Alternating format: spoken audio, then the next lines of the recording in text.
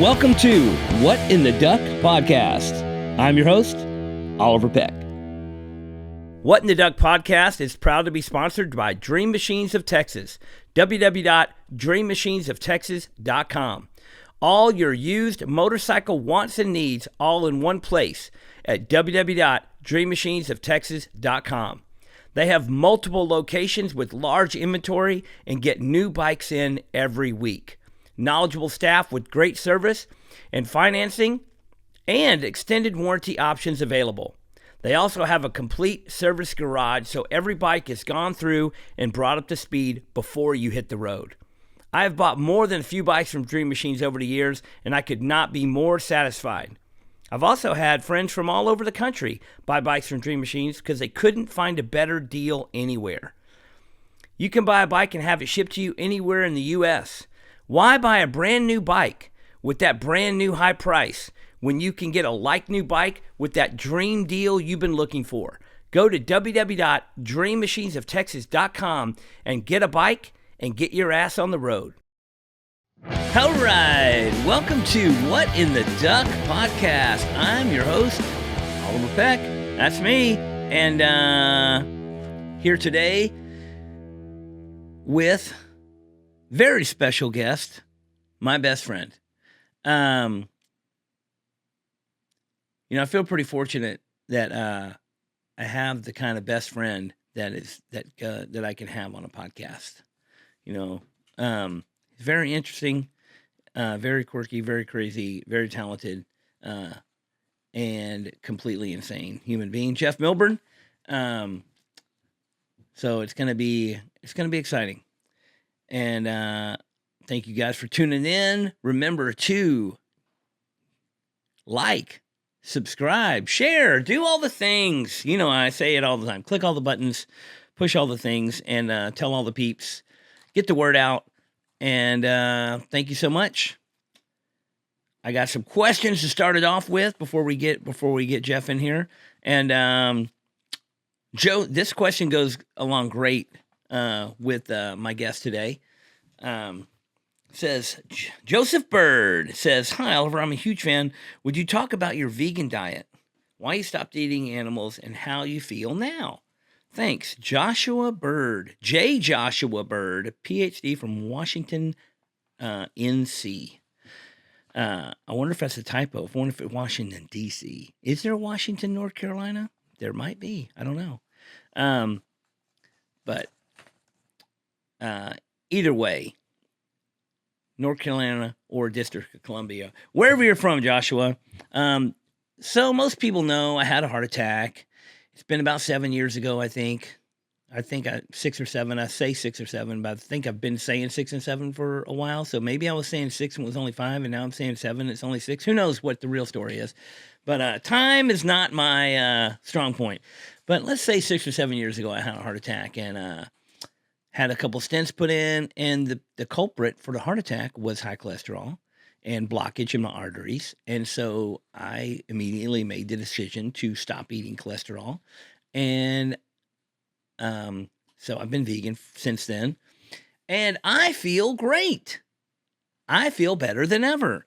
I'm not like a big, I'm not a big animal rights proponent. I'm not anti-animal rights either.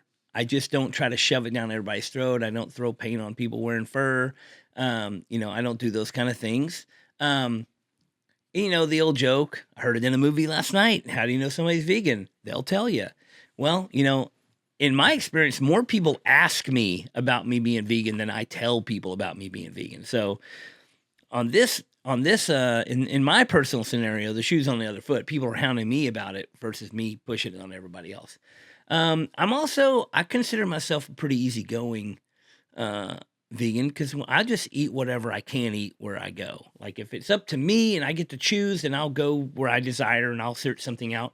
But if I'm just on the road or I'm with somebody, I'll just go wherever and I'll just get whatever because there's always something. You can always just get a salad, or you can always just get some bread, or you can always just get a PB&J or whatever the case is. But also nowadays it's pretty easy to be vegan. There's vegan options everywhere and it's whatever. But unlike my girlfriend who's been vegan for a very long time, back when it was really hard to be vegan, I could have never. I don't think I would have done it back then. It was only completely insane people were doing it 15, 20 years ago. But I tell you, I feel really good and I feel better now than I did years and years previous. And I don't think I'd go back. I don't think I'd get off the vegan diet. Just cause I feel so much better now. I don't have any negative. I don't feel anything negative about it. I don't feel any, I don't miss it. I don't feel like I'm missing out. And people are like, oh, don't you want to try this? And I'm like, I'm fine. I'm good. It's just, yeah, I kind of got this mindset where I think about food as fuel instead of thinking about food as entertainment.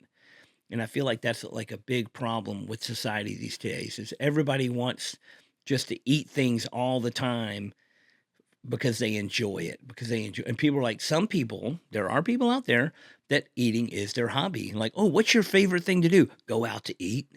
That's your favorite. That's what you do. That's all they do. They go to work, they go out to eat, and that's it. I, fortunately for myself, enjoy many other things.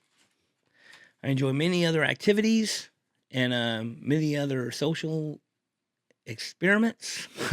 I enjoy going to concerts. I enjoy riding my motorcycle, try to skateboard some. I try to hang out, do things. And eating is just what you have to do to be able to do those things. So, and the reason I say this question is so it goes perfectly with my guest today, Jeff Milburn, is because he's pretty old. He's older than me. He's a pretty old guy. I mean, I'm old and he's older, so that's pretty old. And he, for the bunch of years when I first was vegan, he was fed up and he was like, oh, this is bullshit. We always got, because we go to lunch together a lot. And he's like, oh, now we can't go here anymore. Can't go there anymore. I'm like, whatever. But lately, Milburn is like laying off the meat. He's almost there. He's pretty much going vegan. He hadn't completely committed yet, but he did say that he wants to stop. He wants to stop eating so much red meat and he's so just Jeff Milburn's pretty much vegan now. Not all the way, but he's on his way there. And I honestly think that he's been eating a lot less meat. He still eats a bunch of garbage cheese and stuff, but he's looking better, he's feeling better, and I think it's due to, he's getting closer to that clean living lifestyle. So if you have any other questions about veganism, feel free. Ask Jeff. He'll tell you all about his continuing journey towards veganism, and he'll appreciate you reaching out to him about that. Next question, Andrew Robbie. It's a short, little, quick question. It says, love the podcast, really getting into the tattoo culture and liking the show. And then the question is completely unrelated. The thing that's been bugging me watching the show, how many times have you swallowed your toothpick? A lot of people ask questions about the toothpick all the time, and I usually refer them to previously recorded toothpick videos. You can go on YouTube, my YouTube channel. You can go to the What and Duck podcast YouTube channel, and there's some videos about the toothpick and what's going on with it and blah, blah, blah, blah. And, long, in-depth interviews about the toothpick. But nobody's ever asked me if I swallowed it. So I'm chiming in on this. So I've never swallowed the toothpick. I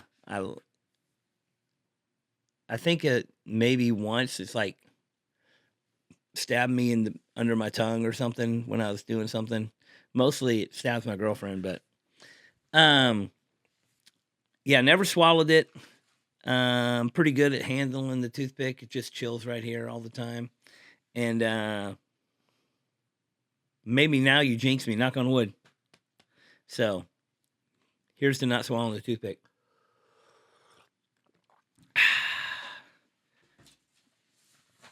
All right. One more question for you guys. Ollie Peters. Olly, Ollie Peters says, "Hey Oliver, found your podcast and been making my way through them. I'm a big Ink Master fan and was wondering if there was ever a finalist that you thought didn't win due to the fan vote. I felt sometimes the better tattoos lost out to popularity vote. Many thanks." Well, I will say this. There was a lot of years where the finale had the fan vote criteria to it. But it never really interfered with the final outcome. It was always like whoever gets so there's 3 people that are up for finale, and then whoever got the fan vote would automatically go to the final 2. And then out of the other 2, we would pick who would go to the final 2, and then we could pick who was the best. So the fans didn't have an opportunity to send someone home that could have won. But it might have altered who got second place, because if the fans pick who we thought were third place, then they would always already be second place, which then made it even easier to pick the final 2 for the winner. I will say that there was a couple of times, at least one in particular, that the situation of the finale basically fucked somebody over.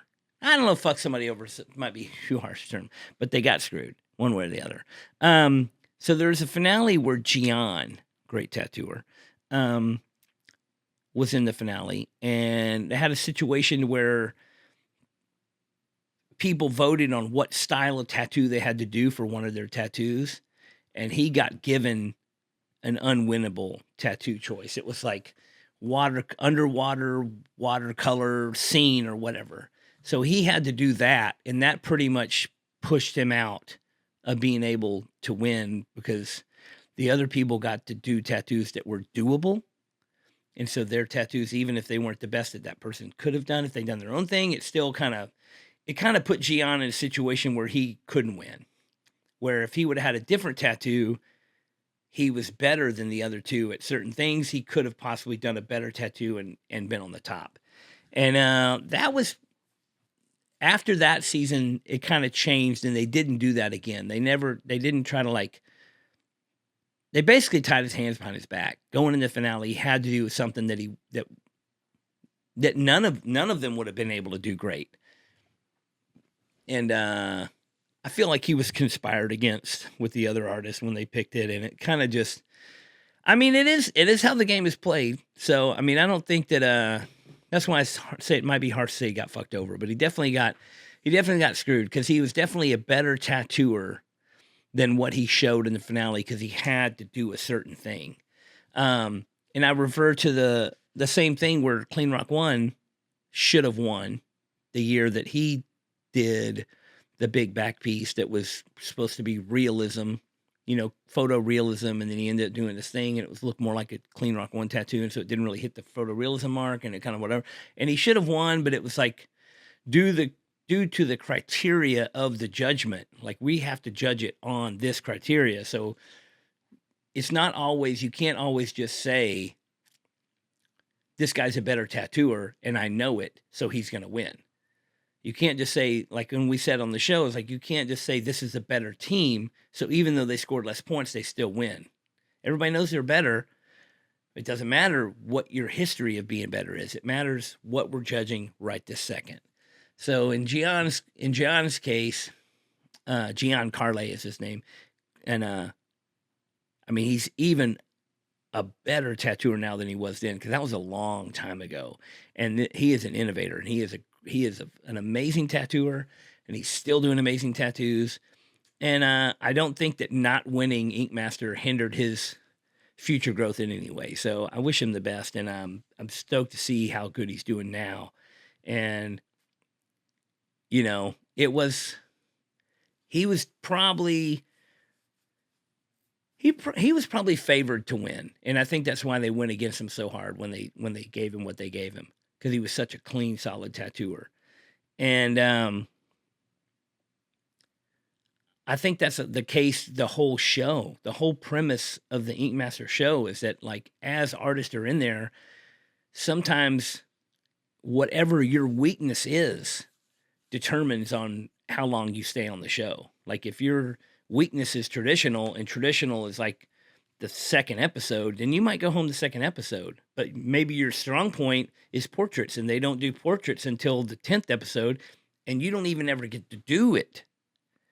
And that happened a lot. A lot of people came into Ink Master with the specific specialty that they're really good at, and they never got to do that tattoo because they got knocked out early. Now, you could play that same season over again with the same tattooers and just move the challenges around, and different people would last longer. You know, if you put this challenge in front of this challenge, then somebody else is going to go home instead of the person, you know. So you put your weakness at the last episode, then you're in the top 3 and you made it. But your weakness is episode 4, you might get knocked out early. So it's, people have to remember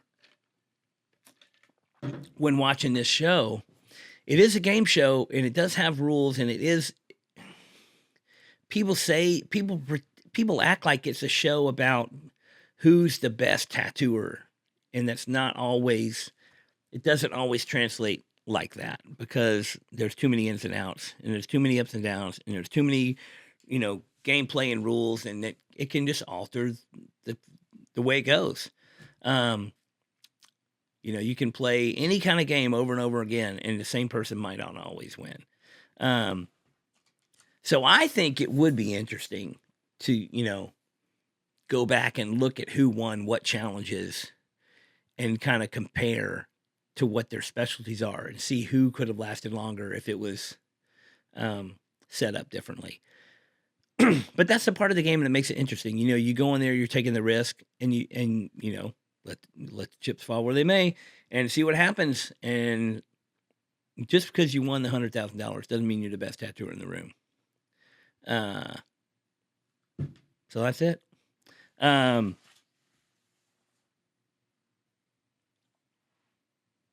Feel free, as always, to send me more questions. Email any question you want me to answer to whatintheduckpodcast@gmail.com. And thank you to everybody that submitted questions. And y'all think of some good shit to ask me and send it over to the email. And anybody that we answer your question on the show will get swag bag, a gift of goodies, a box of shit, some good stuff from us here at What in the Duck. All right, get ready for Jeff Milburn, and we'll thanks for tuning in, guys. What in the Duck podcast is proud to be sponsored by Anchor Screen Printing. Anchor Screen Printing has been printing t-shirts and merch products since 1999. Anchor is the place for quality, small run items. At Anchor, every print is hand done by people who care about art. No mass-produced machine-operated printing done here. You can email Anchor at anchorcustoms@gmail.com to talk about getting something printed for your company, brand, or shop. Anchor Screen Printing also has its own online merch store that sells Elm Street Tattoo, Cheap Thrills, Heart in Hand, Party First Safety Maybe merch, and much more. You can check it all out now at anchorscreenprinting.com.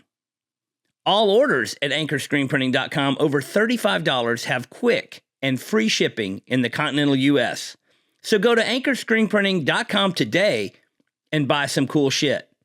Or you can click the link provided in this podcast to shop now. All right, welcome to What in the Duck podcast. Today we are here with, that's right, my best friend, Jeff Milburn. I will say this to start off. You know, we're still pretty early in the stages of the podcast. You know, we're in the less than 20 episodes, but it's pretty cool for myself to have such an amazing best friend that can have my best friend on my podcast for reasons other than just the fact that he's my best friend. So those of you who know, this is Jeff Milburn. He does so many different things. Not really. They're all the same thing, just different variations. You do a lot of different stuff. You have a lot of different applications for the things that you do. That's a good way to put it. I guess that's why you have a podcast. And I don't. Well, so We met, it's been like 30 years ish. More than that. It feels 30 like a lifetime and a half. Yeah, 30 years. I mean, 30 years is half a lifetime, pretty much. Yeah. I mean, a lot of people do not make it to 60. So 30 years is more than half their life. Was it 91 or 92? Yes. Something like that. Correct. That's correct. mine, 30 On the years. nose with that roundabout couple of year range. I don't know if your memory is better or worse than mine. I think it's kind of subjective. Some things I remember better than you, and some things you remember better than me. Or you remember things the way you want to remember them, and I remember things the way I want to remember them. And somewhere in the middle there, we have a shared experience. Yes, and I just have to agree with the way you remember it. I'm not allowed to have my memories of our life together. You tell them, Ricardo. Yeah, even Ricardo sides with me. You tell them. So I would say there's a lot of things. A lot of times I'm blurry on the memory, and so I ask you, "Hey, what was up with this?" And then once you start telling me, then I remember what really happened. Then my version comes back to life. Bigger than life. Yeah, bigger than life. Time for a new toothpick. Got to start this podcast off right with a freshie. Got to get that minty fresh. So we got big news. Big news in the current happenings. I'm sure we're going to get into the past happenings of the last 30 years. Who knows what we're going to get into? Anything can happen in this next 7 hours that we're recording this podcast. I'm extremely worried about what you want to talk about, to tell you the truth. Well, I'm going to go with it. The big news is that, there's a movie called The Bikeriders, and it just got released a week and a half, 2 weeks. What was it? A week ago? 2 weeks ago? What was it? A week and a few days. So more than a week. And you've seen the movie 4 times. I've seen the movie 4 times, 3 of which we saw together. Yes. 1 of which I saw without you, 1 of which you saw without me. So we're keeping it on track. We're both at 4. So if you see it again, we got to. I know you're going to have to go see it again. Too. Audra has seen the movie 5 times. 5? That's because she went to the one with you where I wasn't. Oh yeah. So yes. Those were good times to be had by all. Well, we saw it last night. Me and Milburn saw this movie last night for the 4th time, and I would say the 3rd time that I saw it, it really sunk in, and I got to experience the movie a little bit better, because the first couple times I saw it, I was just too worked up and too enamored and watching for certain things that I knew about from being on set and seeing you in there and stuff like that. I agree. Last night I started seeing things and really enjoying. Actually, let me back up. Last night I started enjoying the movie without having to look for things and that sort of.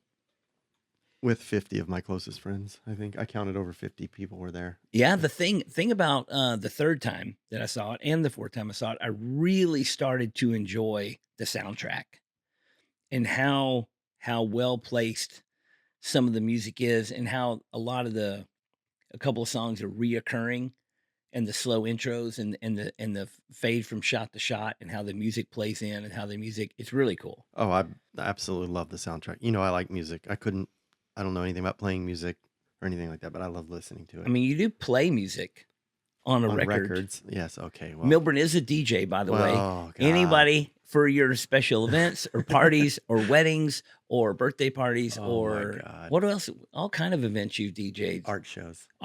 Oh, he is the premier art show DJ in Dallas. You and Lindsay are kind of neck and neck. Lindsay's better than I am. He's more organized than I am. I don't know. I don't know if more organized is the title, because you were pretty goddamn organized. But anyway, like I said, if you're in the Dallas-Fort Worth area and you need a cool DJ to play your special event, stop talking about Milburn. This. Oh my God. Milburn's a great DJ. People, every time you DJ a party, people are like, "Man, Milburn is so good." And like I said, Milburn does so many things. This is another thing in your repertoire. Embarrassing thing that I do for some reason, I guess. I don't know why. If you have a mini bike that you need work on, Milburn. There's a backstory to the mini bike. Everybody, don't let him take us down there. It'll take literally 2 hours to talk about mini bikes and me having to work on them. I will say this. If you do have a mini bike and you would like to spend thousands of dollars on it, then Milburn is the guy to go to. Thousands and thousands and thousands and thousands. So anyway, we saw this movie last night for the fourth time. Our buddy Jeff Nichols made this movie based on a book by Danny Lyon. I don't know if everybody that's listening knows that. Some people do not know. You don't think so? Some people don't know about the book. Some people don't know that Danny Lyon has made a book about. You know, it's funny. Last night, the Rev asked me about the book, and a lot of people don't know about the book. Jim's like, I'm not sure I knew about this book. And a lot of people don't know about the book. The book is old. The book is from the late 60s, early 70s, and whatever that era. And it's just a photo journal book of a guy that followed a motorcycle gang around. But the photos in the book are iconic. And even if you don't know about the book, you've probably seen some of these photos in your life some way, somehow. And, the people have literally bought a motorcycle because they saw this book as a kid. And now they made a movie about it. And I think it's a well executed movie. And so, long story short, my buddy Jeff Milburn here was the stunt coordinator of the movie. You're starting shit already. You're already starting trouble. He was the co-stunt coordinator of this movie. He was in charge of getting all the motorcycles together for this movie. And it was an uphill battle.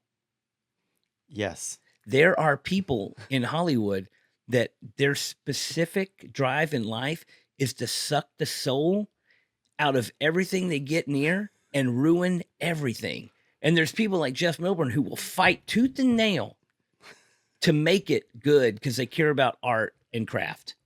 And there's people that make the movie like Jeff Nichols who want to make a great movie, but they're not the higher ups. They're not in charge. They only have so much line to throw out. And the studio and the money and all these people that are in charge, like, wrangle people and squeeze whatever life they can get out of somebody to make what they think is going to make money. And in the end, there's people that are in charge that don't give a fuck about motorcycles, don't give a fuck about art, don't give a fuck about this, don't give a fuck about that. Whatever the movie is about, in this instance, the movie is about 1960s, early 70s motorcycles. And the people with the money don't care about 1960s, 70s motorcycles. They don't even know. They didn't even know what they were. They just wanted Austin Butler's pouty little lips to be big on the screen the whole movie. Is he going to start this already? They did. Am I lying? Audra, help me over here before he starts going down the road of. And I'm not saying that Austin Butler's pouty lips aren't a hot seller. I'm just saying that a lot of people go to see movies for different reasons. Some people go to see the Johnny Cash movie because they love Johnny Cash. And a lot of people don't even know who Johnny Cash is. They just went and saw the movie because they like Joaquin Phoenix. And I'm surprised you didn't say his name the way you like to say his name. Who, Joe Quinn? That's the Oliver Peck. I mean, I just don't like giving Joaquin Phoenix, the respect he does not deserve.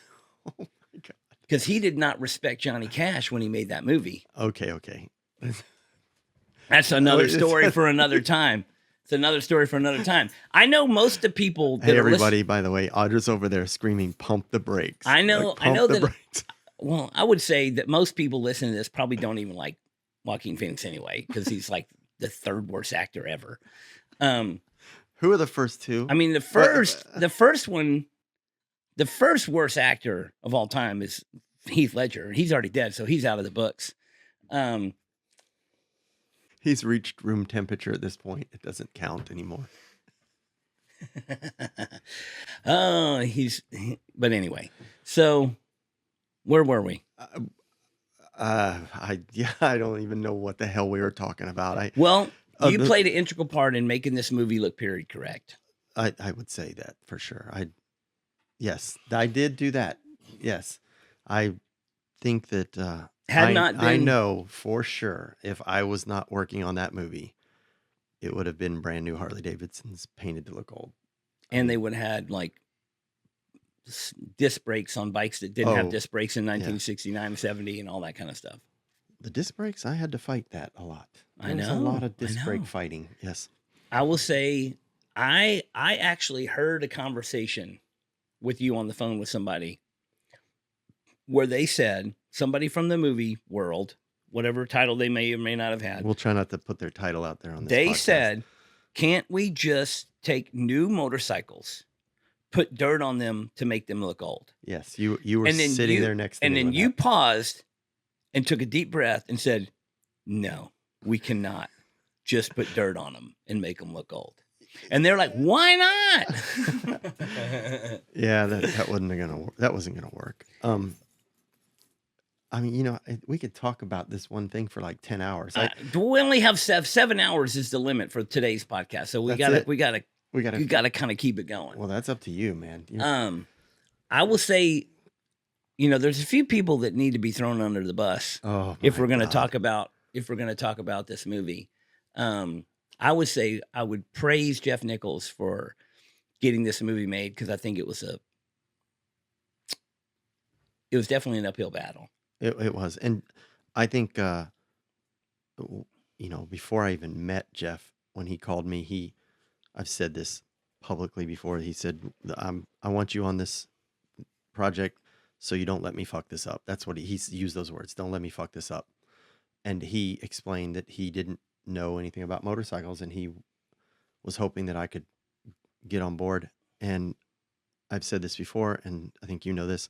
I had to compete with 2 other stunt coordinators to get the job as stunt coordinator, which is what I competed for the job, and I won that on my merits, I guess. Then after they started filming, they demoted you to co-coordinator. I did get before I even got to Cincinnati, while I was still in California, working with Austin and putting things together, and we were out there, and I think what happened, Jeff and I have talked about this, and he's very honest about it, and he understands that what happened was I was telling the people above me things that they didn't want to hear.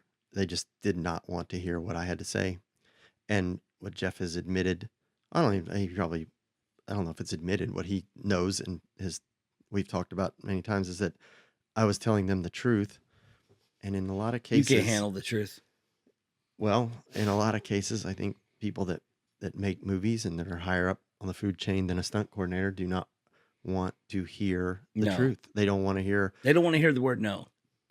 Well, that for sure. They're used to people making sure their coffee is the right temperature, the tea has the right leaves in it. There is a more than a fair amount of kiss ass going on in this hierarchy of Hollywood. That. Yeah, it's way and past. Milburn was not kissing enough ass, so they had to bring in a co-coordinator who would do all the ass kissing, so that Jeff could actually do the work and get the job done.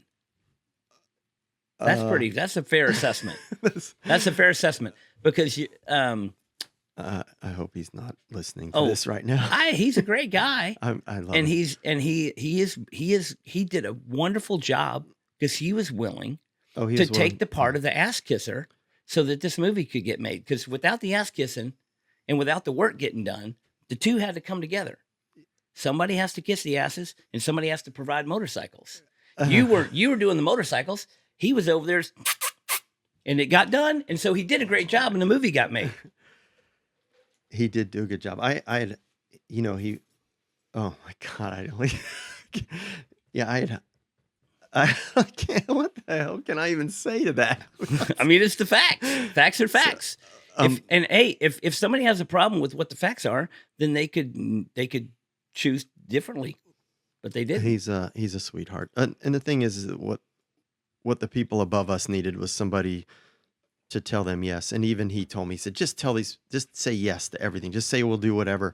And I kept screaming. We would be in our office, and we'd shut the door, and I'd be like, I'm not telling people that this is safe. What we're doing is not safe. There's nothing anybody can do to make this safe unless we just leave. I mean, there was just, riding motorcycles is not safe anyway, but they just didn't want to hear what I had to say. And then at the same time, I was just fighting. It was an unbelievable fight. When I look back on it, you were there. You saw what was going on before I left Texas. When I probably talked to you while I was in California.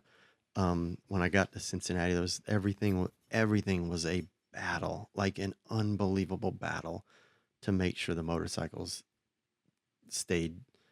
I mean, you had to have actors riding motorcycles on film with no helmets on. Yeah.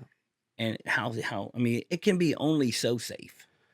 Um, I mean, they're not I can't. actually doing 80 miles an hour between cars, No, but but they were on motorcycles with no helmets on. So there is a certain amount of unsafetyness happening. yeah, I can't. And for the for the production to have insurance and that sort of thing, they had to have waivers. I have no idea how they did that. I don't. But there was an insurance lady that was hanging out with.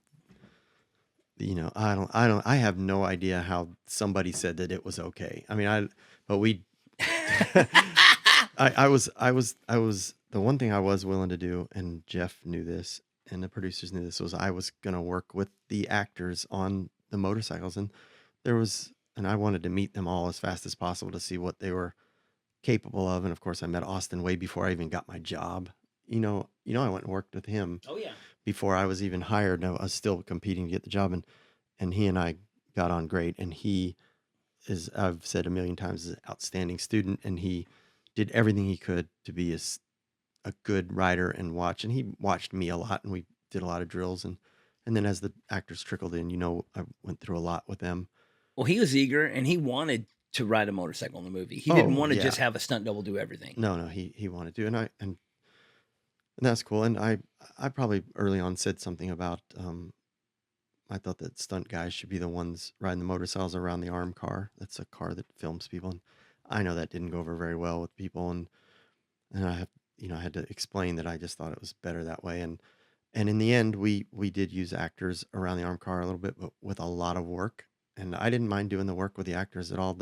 Not the ones that really really wanted to get better. And some of them were great riders, and some of them were guys I'd ride to lunch with all day anyway.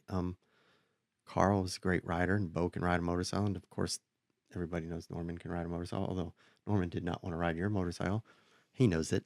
But it's fun him working with that bike, and of course, Tom can ride a motorcycle. And I don't know who I'm living out, but I'm probably him. There was a few actors that didn't want to ride, and I understand that because they didn't have licenses. You have to have a license to ride on camera. Of course, I guess. Laws. Well, there are laws. You wouldn't want somebody performing open heart surgery on camera if they were not a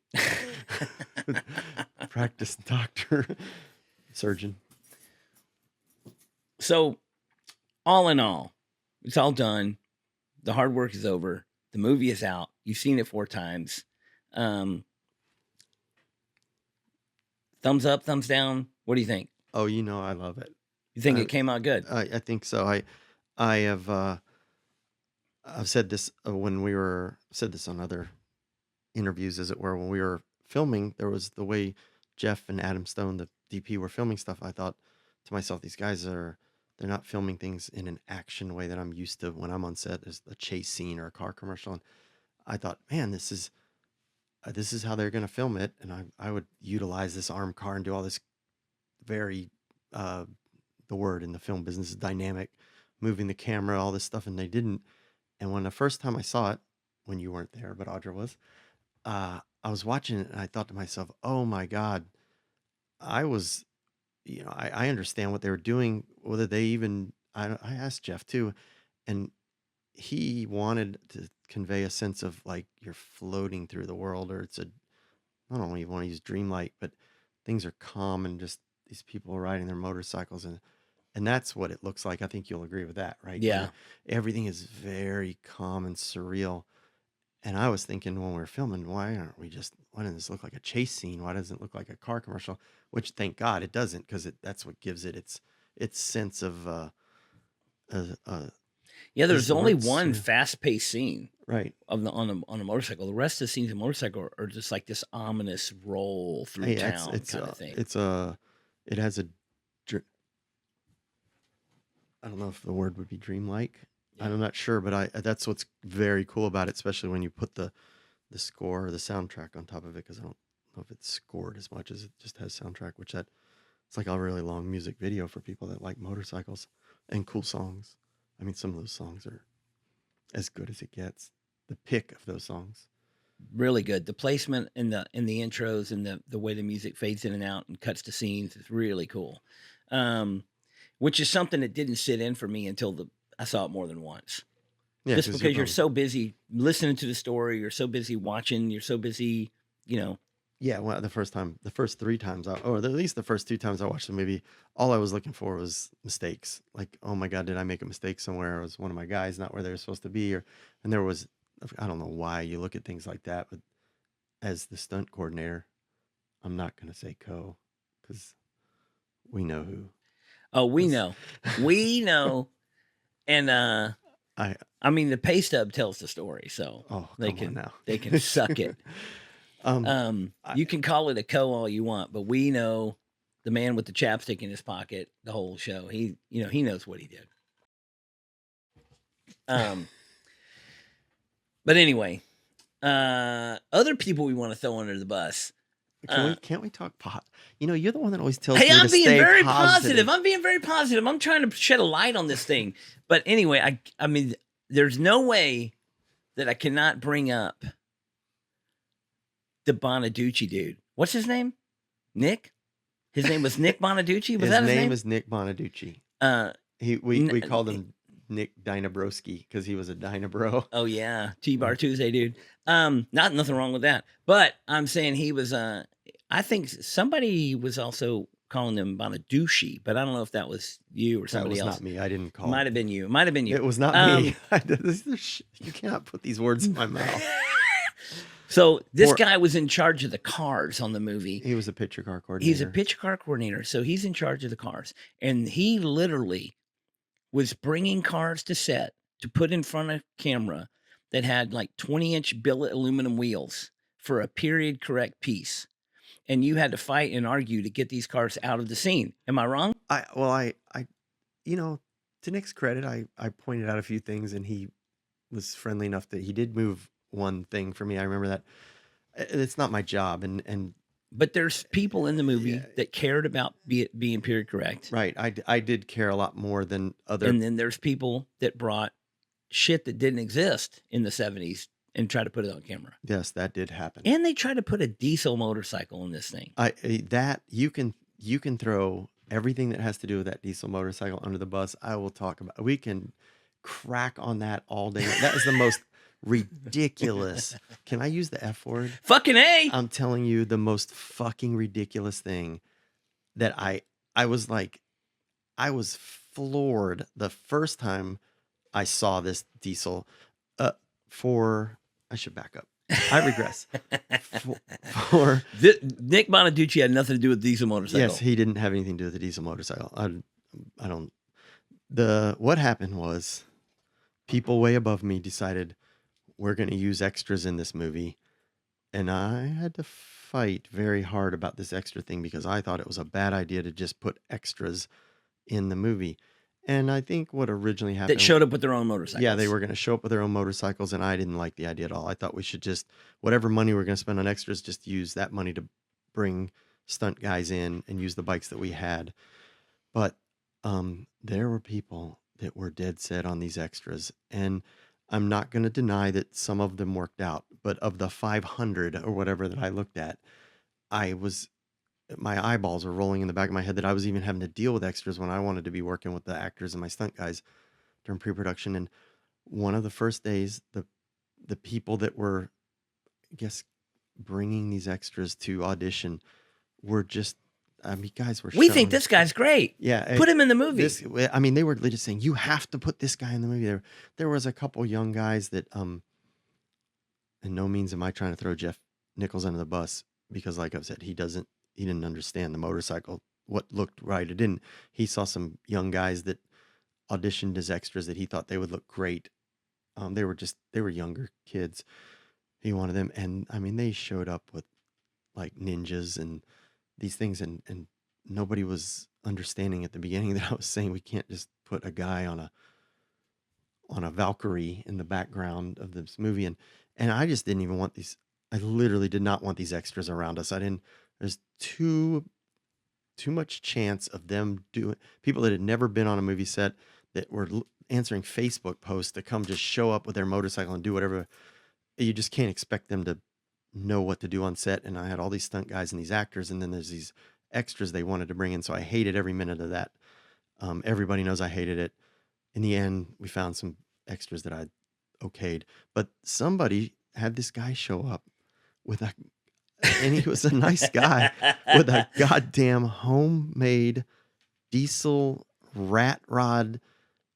I mean, I couldn't even imagine that somebody spent the time I literally, that was one of the things that my first thing was like, who would have spent their time to do this when there's so many other things to do.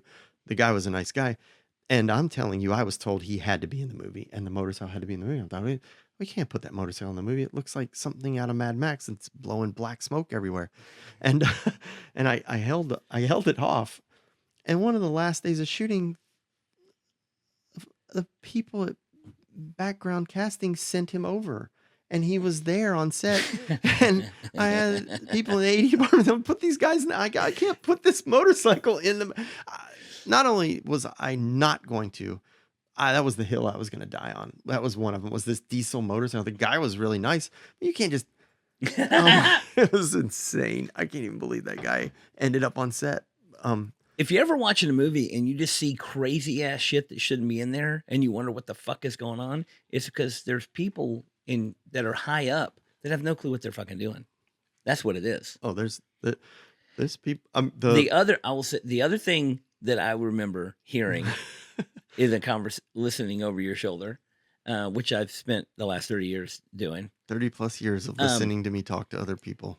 As they were in the conversation about the actors not wearing helmets. Oh no! Somebody came up with the idea of, can't we just put wigs on the helmets? And I was like, in my head, I'm like, yes, let's definitely do this. This is going to look so good. We got to at least let them try it, because we got to at least have some outtakes of this. These guys with the helmets, and then they'll look like bobbleheads, these wigs on top of their helmets. I thought, if we could at least got one day of them trying to do that, it would have been worth the time spent on it. It would have been so hilarious. I mean, you know Tom Hardy is, and I know him. There's no way Tom Hardy would have put that on his head. I mean, Tom Hardy would just be like, yeah, I'm not putting that stupid shit on my head. I will say this, before filming even started, when you're teaching the guys how to ride the bikes and doing the whole couple weeks before, everybody's like learning. Yeah, but you started on smaller bikes and built them up. Within no time, Austin Butler is like, well, we got to be in this movie without helmets on. I'm going to ride without a helmet. Oh, yeah. And the next thing you know, he's like got his shirt off and he's all flexing and he's like riding around this parking lot with no helmet, no shirt on. And then somebody from the studio shows up like, what the fuck is going on here? Yeah, I stayed in trouble. I mean, like I literally was on the hot seat. He was gung-ho. Oh, Austin was ready. And so Carl was, and Bo was, and Toby, the fucking nutcase. Toby crashed. Big time. I mean, he crashed big time, and I had him riding a hand shift bike. He was fucking crazy. Toby's great. Toby fucking was just great. But those guys, I wish Toby in the movie is a great character. He doesn't have a lot of lines. No, he's just a presence, but he doesn't say much in the movie. And I feel like he could have been. I feel like if I have looked through shortcomings in the movie, I think he could have been a little more dynamic. You wanted more Toby. Just a little. I mean, damn it. He didn't say much. We needed more Toby. He didn't need to, because he was a very tortured guy. And it's funny, as his real character, Toby in real life is so different from his character. He's funny. Oh my God. He's like from Australia. He's a comedian. Like, everything that comes out of his mouth, if he just is ordering eggs for breakfast, it's fucking hilarious. The way he talks to people is hilarious. And the other backstory on Toby is that you and him had worked together before, because he was in the Sex Pistols TV show. Yeah. Was technically a movie or technically a TV show? Series, I think, TV series. Yeah. Yeah, he and it was great, because when I was told who the actors were, and I was back when I was really concerned of who was going to be riding motorcycles, and everybody was mad that I was concerned about this. And they were mad at me a lot about everything. The higher ups. They got mad about everything. Everything I did, they were mad. I don't think I did anything that they were happy with. Toby, I saw this name, and I didn't remember his name, his real life, from the movie, from the Sex Pistols thing.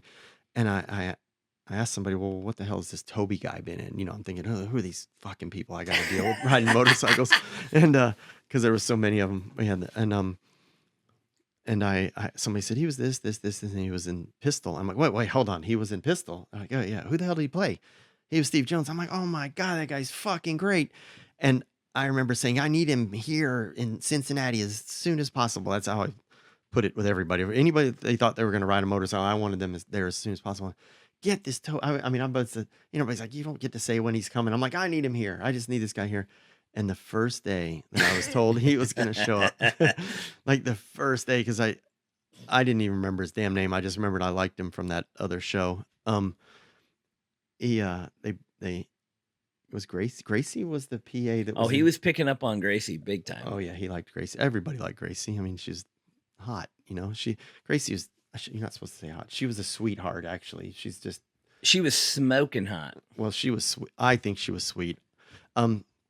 So Gracie, somebody said, "Oh, this Gracie's your PA that's going to be with you and the actors while you're doing all this stuff." And I'm like, "Okay." And I don't know if I asked Gracie to bring him up to my office, and we kept our office door shut because of the stupidity that was the next COVID. On the list of people that need to jump off a goddamn cliff. COVID compliance people. Oh no, come on, they're just doing their job. But the stupidity of COVID meant that nobody was supposed to be. A lot of people in history have just been doing their job. Okay.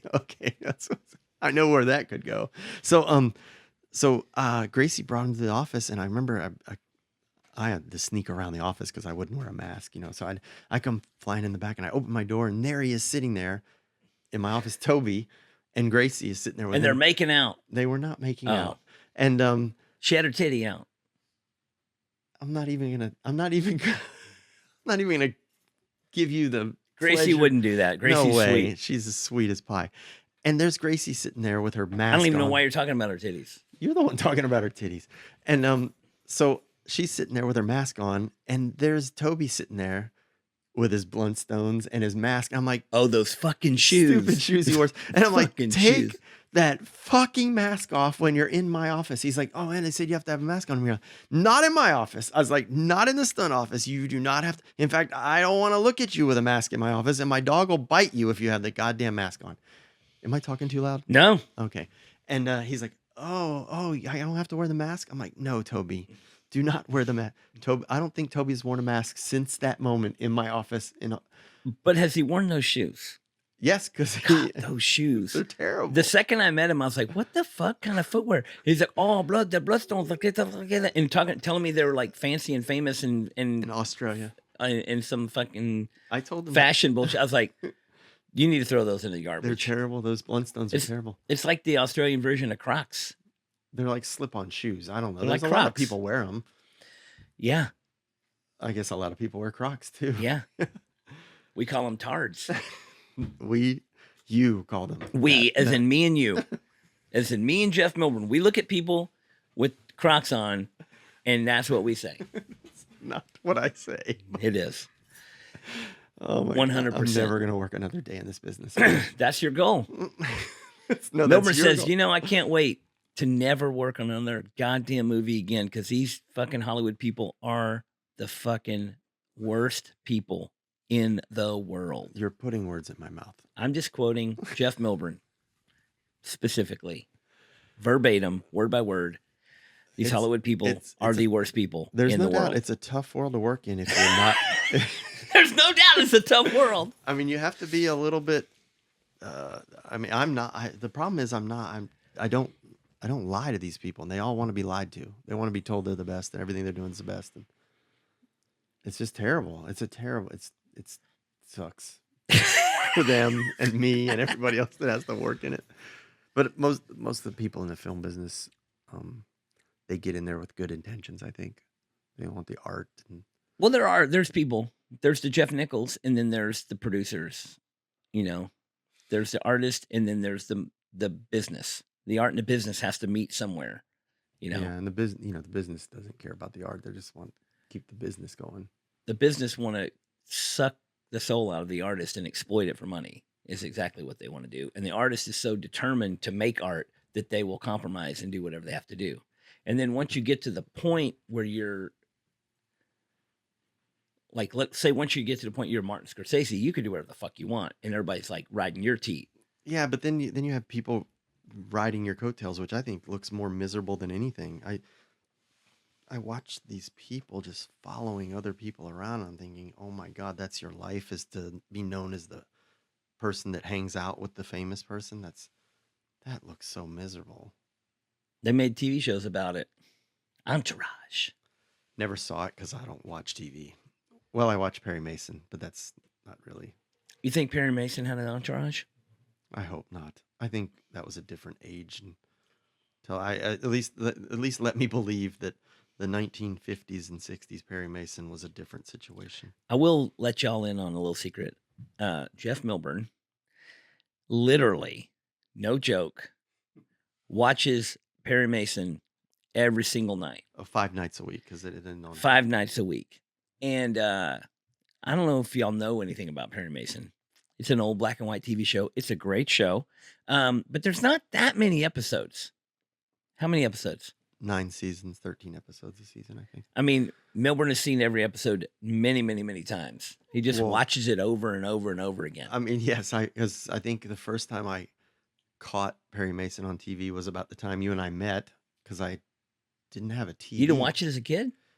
Yes. Okay. Yeah. I'm talking as an adult. As a kid, I probably saw it, but I didn't watch much TV. I lived. Oh, my granddad watched Perry Mason. Oh, your granddad was cool. Yeah. But I probably saw it here or there, but I think when I really started getting into it was the early 90s, when I was working on the Top Fuel teams. I would leave the race shop just in time to go home, and I only had rabbit ears, and some TV station had to play something in the middle of the night, and I'd watch Perry Mason. I think, look at the cars, look at the way the women are dressed, and the music, and then it's always on one of those stations that just plays old stuff. I mean, the look of the show is incredible. Is period correct for the time that it was filmed, Yes. but now it's like an archive of a time capsule. That's what I like about it. It's kind of like what they made the show Mad Men, and they made it look like that time era. It's like Mad Men looks pretty close, but of course, just like everything, just like the movie Bikeriders, it's not going to be perfect because it wasn't filmed at that era. Yeah.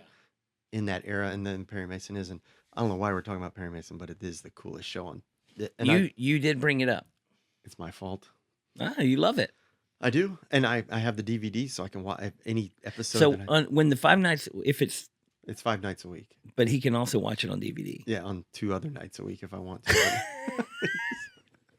I can plug it in. There's one episode that's my favorite, has the best music in it. I would watch that one over and over again, probably. But all of them are good. You need to get into Cheers. Cheers was a great show. I know you like Cheers. What was you had a couple shows that you really liked. Cheers was one of them, and WKRP. And loved it. When I was a kid, WKRP was my favorite. Les Nessman. Oh yeah, that was great. Venus Flytrap and Johnny Fever. Yeah, Johnny Fever. Yeah, Johnny Fever. Good times. They were Here's my my little bit of trivia for that. I read somewhere that other radio stations around the country would send them things because they loved that they were making a show about radio stations. Like, hey, this would happen on our show. Put a bit in there. I think that, but I was meaning more like props and stuff. And so for a season or two, I guess, I don't know, I haven't seen all those and I don't really watch them that much.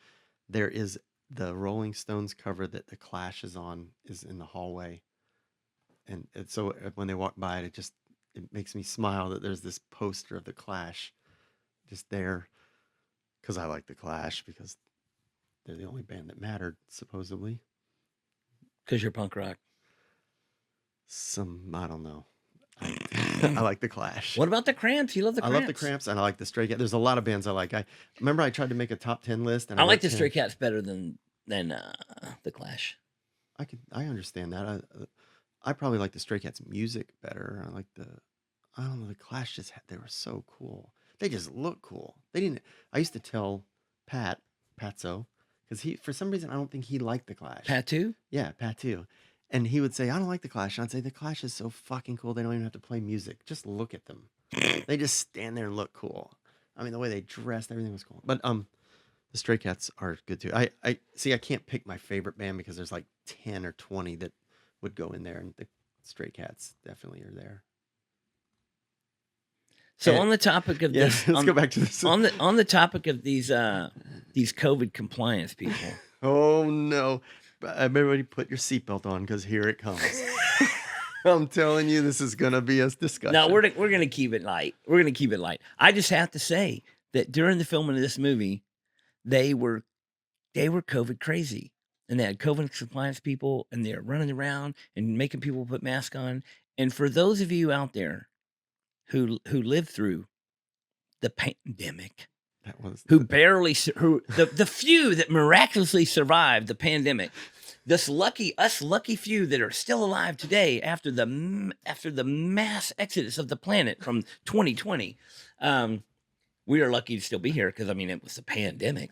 But anyway, years after the pandemic, this is a comedy routine, isn't it? Yeah, it is. Years after the pandemic was over, 2 years, they're filming this movie, and they're COVID crazy.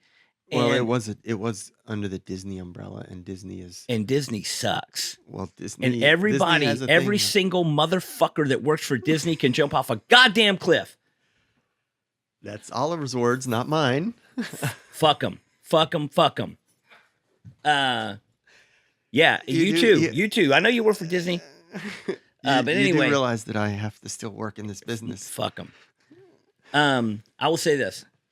They were it's getting hot in They here. were COVID Jesus crazy. Christ. And we were there, and they're filming a scene, and you're in a house, and there's like at least 60 to 80 people inside this small house. Shoved in that's the maybe Vandals clubhouse. At least got to be at least 60 to 80 people in this house. I'm going to need more water before this is over. And they're filming. And everybody's acting like they're at a party. People are smoking fake cigarettes. People are drinking fake beers. People are hugging. People are wrestling. People are fucking jumping, going around. For hours and hours, they filmed this scene. Every time the cameras would cut, they would ask people to put their mask on and stand there in the same spot with the mask on. And then when it's time to film again, you take the mask off and stand around in the same spot for a long time.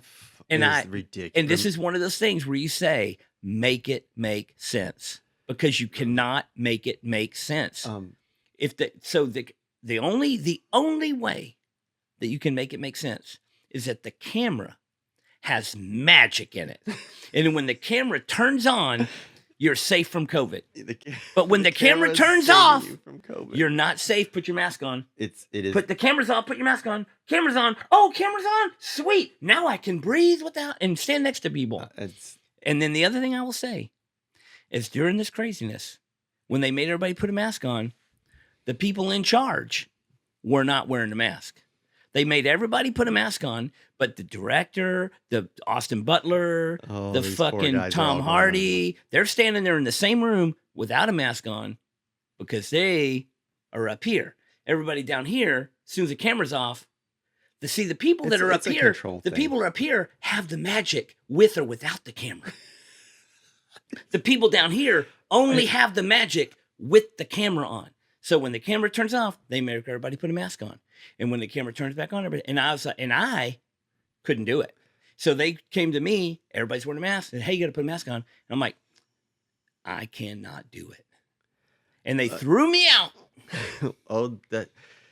For everybody that's watching, there needs to be a backstory here. Oliver was an extra in the movie.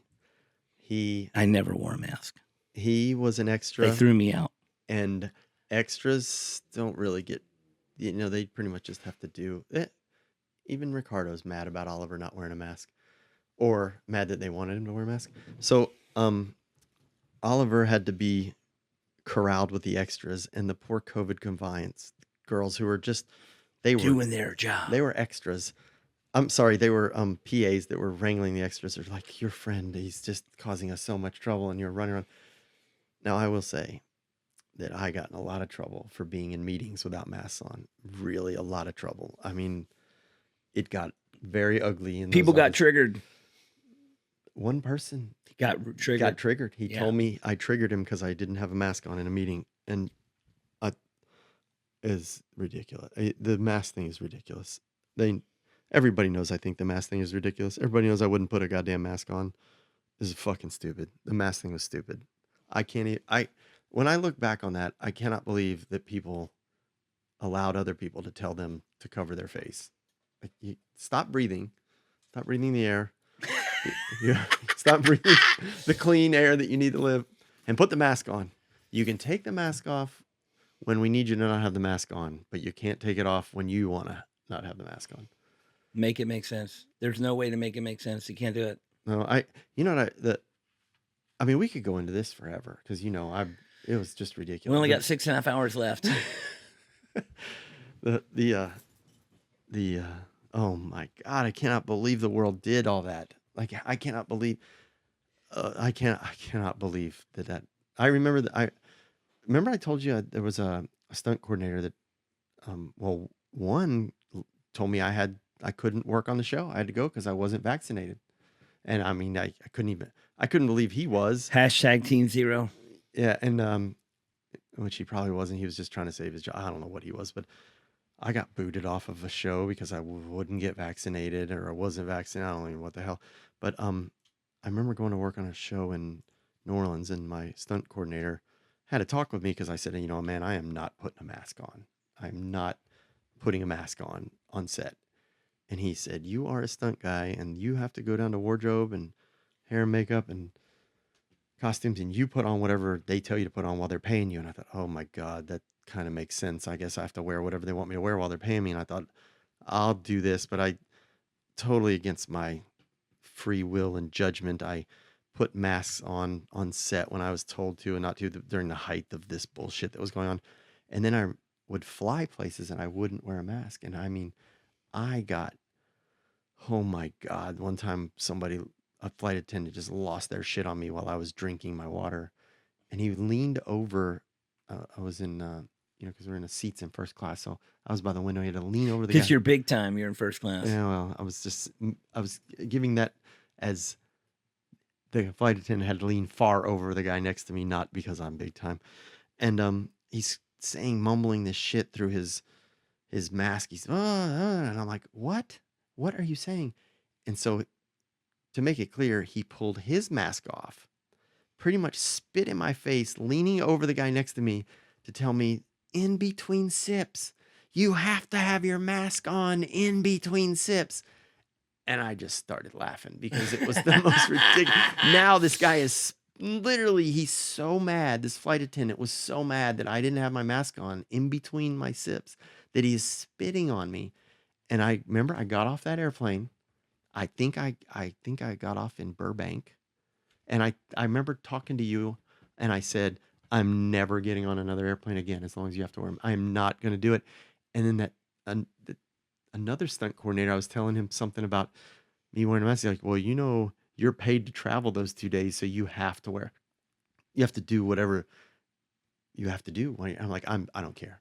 Those are my days. The travel days, I'll drive there if I couldn't even believe it. And that was the last time I put a mask on until I got in a lot of trouble in Ohio. I mean, it got ugly in Ohio. And I had to talk to you and you said, you waffled and you said, just put the mask on so this movie can get made. And I'm like, I'm not wearing a goddamn mask in these meetings. And so I figured out a way to pretend like I was wearing a mask, but always be drinking out of a cup that never had anything in it while I was in the meetings. And I know that almost everybody in the meetings realized that I didn't have anything in the cup. and I remember one day I set I'm drinking something.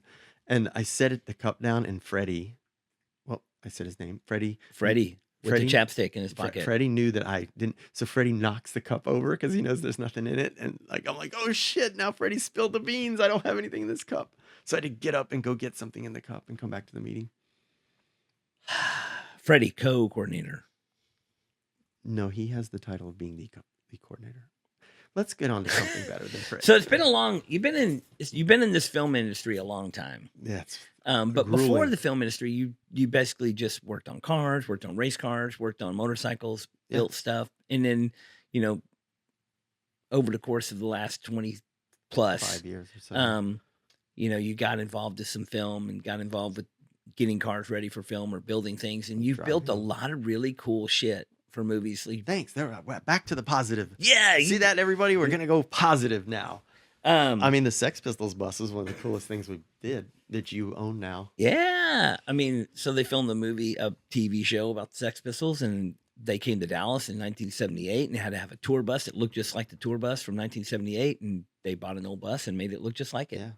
And all got done at Jeff Milburn shop, and it's pretty cool. Yeah, we've built a lot of cool stuff. The camera cycles are pretty cool. I don't know. But when this movie first started to get made, you know, me and Ben Nichols and Jeff Nichols had talked about this for years. I like Ben Nichols. He is so He's nice. great. He's always been nice to me. He's great. My favorite band, Lucero. And the backstory there is Ben Nichols wrote a song called The Bikeriders based on the book. Gave the book to his brother. His brother liked the book. His brother wrote a screenplay, blah, blah, blah. Now here we are. But anyway, now here we are talking about COVID compliance. COVID compliance. Man, how it would have been so crazy that the movie even got made at the time it did. You know, it could have gotten made before or after, whatever. But I was talking to Jeff Nichols about, hey, when this movie gets made, we got motorcycles, we got buddies. I told him about you, and he's like, kind of just like, yeah, I know you got a buddy. That's how Hollywood is. But Everybody's got a friend that's got a friend. But then when I sent him your info, and he looked at your IMDb, he was like, holy shit, this is a real. This is a real person. This is a real unbelievable. Movie. Oliver wasn't exaggerating. Exactly. The one time in history that Oliver did not exaggerate. I mean, I'm exaggerating always. Got to make it. You got to, you know. Don't let the truth get in the way of a good story. Exactly. But you have a pretty cool what do you call it, resume? Yes. Driven on some cool movies. Called. Driven on some cool movies. Ford vs. Ferrari, The Iceman, Machete. Yeah. I mean, there's a bunch of them. I liked working on those. I liked working on Baby Driver because all the guys that were on that, you know, all my friends. It's nice being with your friends. And it's a movie about driving. Yeah, it's cool. That's some of the best chase scenes. I mean, yeah, and Jeremy should get all the credit for that because Jeremy Fry is the one that doubled the baby guy. He was also in Ford vs. Ferrari, right? Oh yeah, for sure. For sure. Can't make a movie like that without Jeremy Fry involved.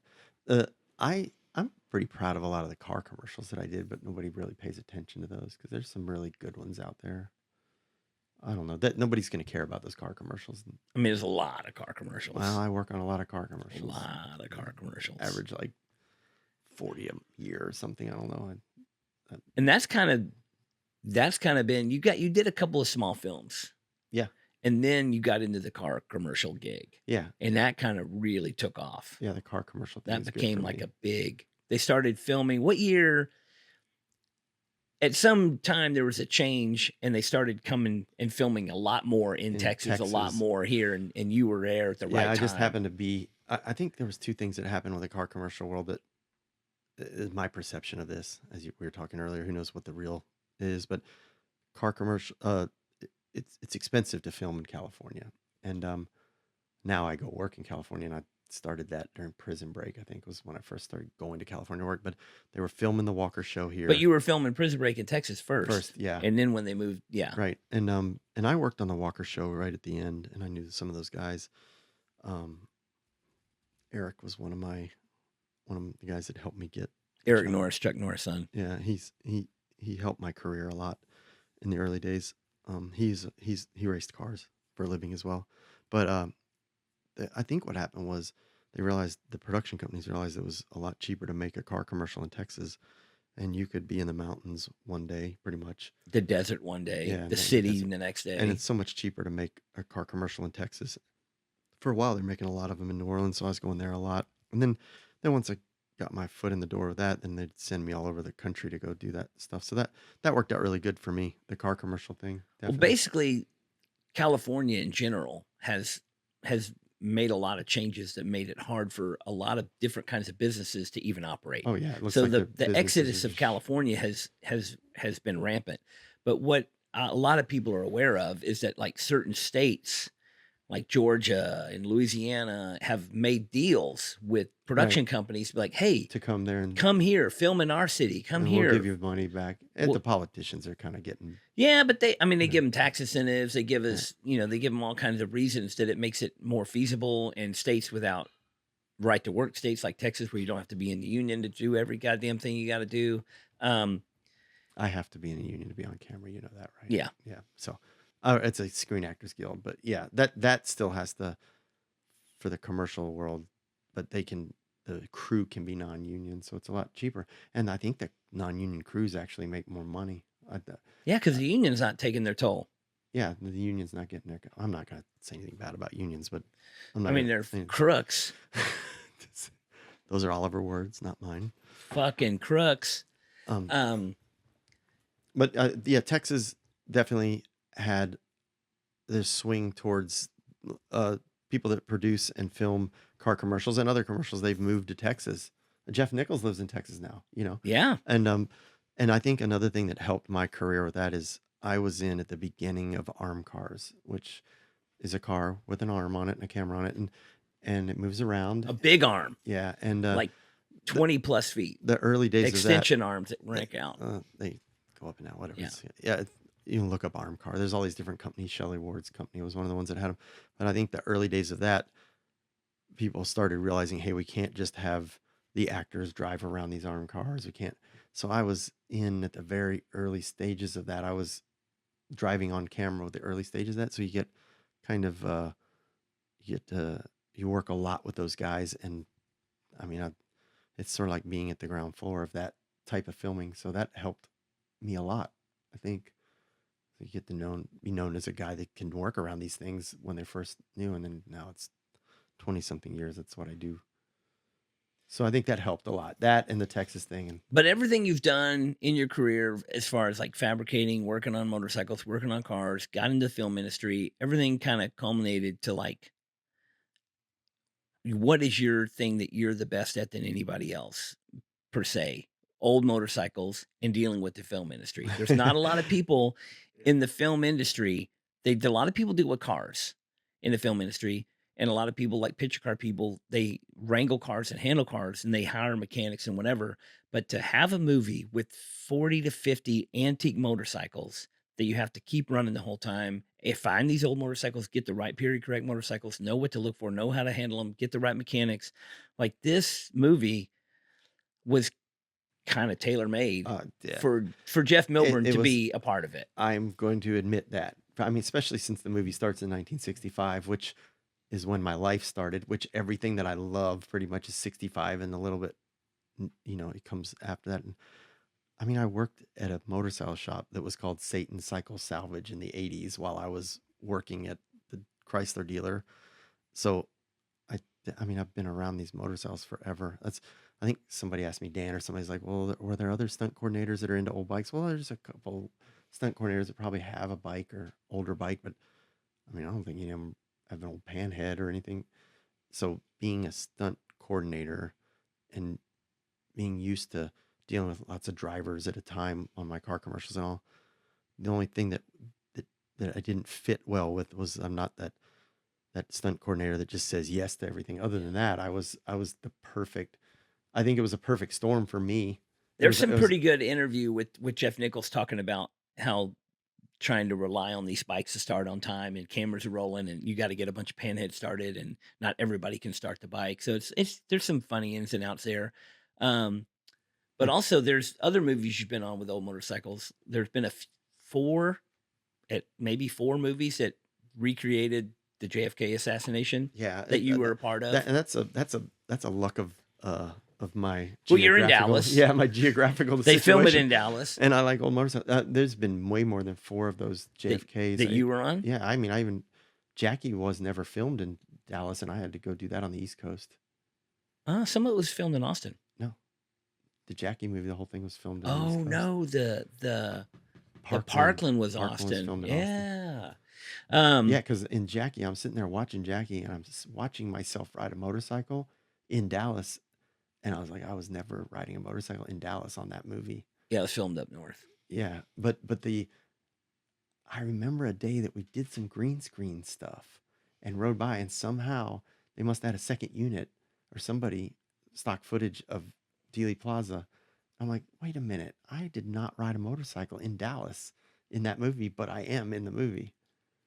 Well, there was one. I think it was. It was either. It might have been both, but 11/22/63. and the LBJ movie. Mm-hmm. They were filmed pretty close together. Yeah, right within the same within like year or something. or less. Yeah. And so they recreated the whole JFK assassination downtown Dallas, and you were the guy that got the motorcycles for the cop bikes. You know what's funny is I think the picture car coordinator. I was a stunt driver on it. Yeah, but you had the bikes. Yeah, and the picture car coordinator asked me about old bikes, and I supplied a few of them because one of them was yours. One of them was mine. One of them was it Elton's? Elton's might have been one of them. Yeah. Yeah. And but anyway, it was funny because I remember being there, and Dave Brown, I think, was there, maybe on one of them, but you were there, and it was like you had a couple of stunt riders that were playing the cops. Yeah. And whenever it was time to say go, you ran down the row and started each motorcycle. That happened to me a few times in my life, and I don't run very fast. And there was one scene where they're like ready to film, and you start all the bikes, get on your bike, and you're about to go, and then one of the bikes dies. And you jump off your bike, run back, and have to start that bike real quick, and then run back to your bike. And they're like, when they say go, yeah, it's time to go. It's go. Cameras rolling. They're like rolling, run on set, and then any small hiccup is like, what is going on? And why then aren't everybody they rolling? Just starts freaking out. Because cars are moving and people are cheering, and you have to coordinate the scene. Yeah. And so, like dealing with old motorcycles, it's not just you don't just touch a button and go. The Jackie show was like that too in Parkland. I remember I would have to make sure everything was started, and I don't move that fast, and I'm tired as hell. Taking all You're old, man. But that was like that. And on Bikeriders, I was explaining to somebody recently that had seen the movie that how much that was part of a main thing of my job was to be able to get all the actors ready to go, get all the stunt guys ready, any BG that was with us, and just to choreograph that whole thing so that the cameras could be running at the right time and all the motorcycles. And really the actors were my main responsibility. And in the way of right at that moment, then I would have Danny and AJ make sure all the stunt guys were good, and I would try to run back and make sure everybody's good, and they each had their own stunt guys, and they'd tell me those guys were good, and I'd have to make sure the actors were good. And I had it down to a science on that show, how to do that and make sure it was as seamless as it could be. And then we had to do the things we had to do. And then the thing that nobody thought about during pre-production was, we're just going to shoot them in a straight line. They'd always say, we're just shooting in a straight line. I'm like, yeah, but when you have a straight line of 40 motorcycles, you have to turn them around and come back to one. And they were just dumbfounded that was an issue. They're just teach the actor enough to just ride in the straight line. So we just get him riding in the straight line. That's all he has to ride, Yeah, turn around. You still got to turn around and come back. And everybody Austin tried to turn around and crash. Yeah. Turn around's hard. I thought we were going to keep this positive. What do you mean? What do you mean? Yeah, so that was a big thing. I called it building the pack. So we'd have to build this pack and make sure everything's right. And it was and you know this. Nobody was to know, and there was nobody was to go, nobody's to do anything until I was on my motorcycle. So me getting on my motorcycle was the signal to everybody that my pack was ready to go. I call it my pack, our pack, whatever. It's not really my pack. The pack, yeah. That signaled to the AD department that we could go. And the first AD, Don, tested positive for COVID. And I remember. Wait a minute, how? I don't know. They had COVID compliance there. They weren't wiping it. They didn't. They should have turned the camera on. The magic of the camera would have killed it. What were they thinking? So they should have had me there. I would have just kept the camera on the whole time, then everybody'd be safe. As long as the camera. But there was one time that. Hell, I got a camera. I could just walk around my own camera. Can we go back to what I was talking about? That there's one of the second ADs took over his job as and I one of the mistakes I made that I don't know if I made a mistake is not making it clear to her, because I had we'd been filming for 3 months, and Don understood that do not call action till Jeff's on his bike. Well, I'm running around getting everybody ready, got all the actors ready, got all the stunt guys ready, and we're out there in this field, and she looked at me and she's like, gave me the old like, hey, I wink up and nod, and I'm walking around getting the thumbs up from all the stunt guys, and I get back to my bike, and I'm like, yeah, I think we're good. And there was a problem, and I went back to deal with them, and all of a sudden they're like, Jeff, they called action. I'm like, I'm not on my bike. There's no way they could call action. That was one of those things that for days I was like, why didn't I make it clear to the second AD that we were not ready to go till I was on my bike. And it's funny what a thing that became, because the actors are in front of me. So when action was called, they go. Yeah. The stunt guys stood still. Nobody moved. I mean, they knew that it was not time to go because they can see that I'm standing there next to my motorcycle. So there's 5 actors driving away with the camera, and the stunt guys are all just sitting there like, we're not moving until Jeff's on that motorcycle. And then I thought, a game time decision. I thought, man, we can catch him. So I jumped on my bike as fast as I could. Which isn't that fast. The bike went pretty fast. No, I'm saying you jumping is the slow part. And the stunt guys took off, and we took off and caught him. And what was funny is we got to the end. Of course, the second AD starts chewing me out that you said you were ready. I'm like, no, not till I'm on my bike. And we didn't want to have that, argument at the time. And because I understand it was her first day of dealing with this pack thing the way we were dealing with it. And Jeff, the director, in non-Hollywood fashion, instead of just throwing me under the bus, like, no, we've been doing this your way for 3 months. It's not your fault. He's just like, this is not your fault. You weren't on your bike. He said, but I will tell you this. That looked the coolest because you guys were hauling ass when you were coming up there. So I think that might be what's in the shot of that. Well, that's cool. So there's a tidbit that somebody might want to hear. And the other tricky part to this whole dynamic is that it's on film. And so there's less amount of time. You only have so much time for each cartridge. And so when it's time to film, you got to get it. You can't, there's not a lot of, you can't just push. You can't fuck around. You can't just push record on, you can't roll the camera and because on a digital camera, you're just rolling the camera, pushing record, and you got to.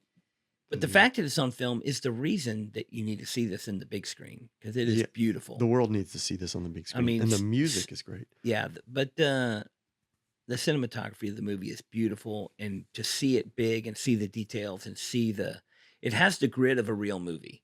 Yeah, which is what's cool. It's much more like a movie you would think of a movie, not a TV series, and not. The other thing I noticed after seeing it multiple times is that the color. It's not like overly vibrant. I mean, and a lot of the motif of the thing is kind of darker, and there's a lot of night shots or whatever, but it doesn't look like bright Candyland. It looks like it has a little bit of a grit to it, which is super cool, which just makes you feel halfway through the movie, you feel the time era. You really feel the time era kicking in. I think it's, I mean, I kind of feel it the whole time. Because I'm, I don't see anything that there's one car with the wrong wheels on it that I see every time, and it just jumps out. I'm like, I cannot believe that car is in the shot. Fucking Bonaducci, man. Poor Nick. He was, I guess, doing his job the best he could. I mean, if it would have been up to him and a few other people, there'd be all kind of crazy shit in there. There would be a lot of. I remember in one of the meetings, somebody said, well, Nick has a newer motorcycle with disc brakes. Let's see if that'll work. And it was like a T-bar Dyna. And I was like, I remember this was one of the times. How are you going to make it work? This is one of the times I was not very popular in the meeting room, with all the department heads. And I was like, oh my God, no, that thing will look like a spaceship in this movie. And they wanted to bring pictures out of his bike. They were going to say like, hey, this will work. This has disc brakes on it. I do remember. Another thing I remember is that, you explain to them that bikes with disc brakes have master cylinders on the handlebars, which are very obtrusive, and you're going to notice it. Anybody knows people that don't know about motorcycles wouldn't know. But the kind of people you're attracting to this movie are people that like motorcycles, and you're going to see this, and they're like, oh, well, we could just paint it green. They're paint it out, yeah. And then you could paint it green, and then it'll just, in post, you can make it disappear. And I'm just like, as you say that, it's just they wanted to do that. My heart out. Oh, I know. I mean, they literally started like on a chalkboard. I think they were drawing out how big the master cylinder would be if they just used. Somebody said, "We'll put modern front ends on these old bikes so the brakes will work better." Because somebody told them that it's the brakes that's the problem. And I'm like, the problem is we have actors riding on bikes, and they're either gonna get it or they're not. I mean, yes, they don't slow down as fast and everything, but you still have these people riding bikes. It's just because they have disc brakes. I mean, that might even make it worse if somebody just grabs a handful of front brake and just dumps the bike. I don't know. Well, it's pretty Oh my funny. God. Like, a lot of people that I know that I rode in a couple of scenes of this movie, and they're like, "Oh man, was it cool?" And I was like, "Hey, look, we're not really riding motorcycles that much. Like the scene that I ride the most in, the longest, it's like not a minute. It's not even like No, 10 it's seconds. maybe 15 seconds. But on camera, it's only 3 seconds. But the actual time Yeah. is we drove down that driveway and made a U-turn, maybe 15, 20 seconds. We did it a bunch of times, and we just went from this side of the parking lot to that side of the parking lot. Just you need to ride in at a few miles an hour over and over and over in the freezing cold.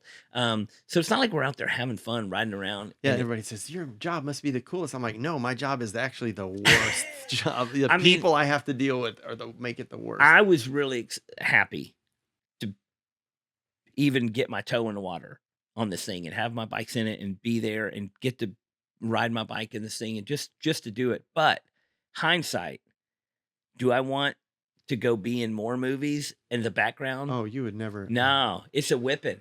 Yeah. It's not worth it. I mean, it's cool because this movie is something that's special, and I wanted to, kind of, like I said, get my toe in there, just to say, hey, look, Right. I'm here.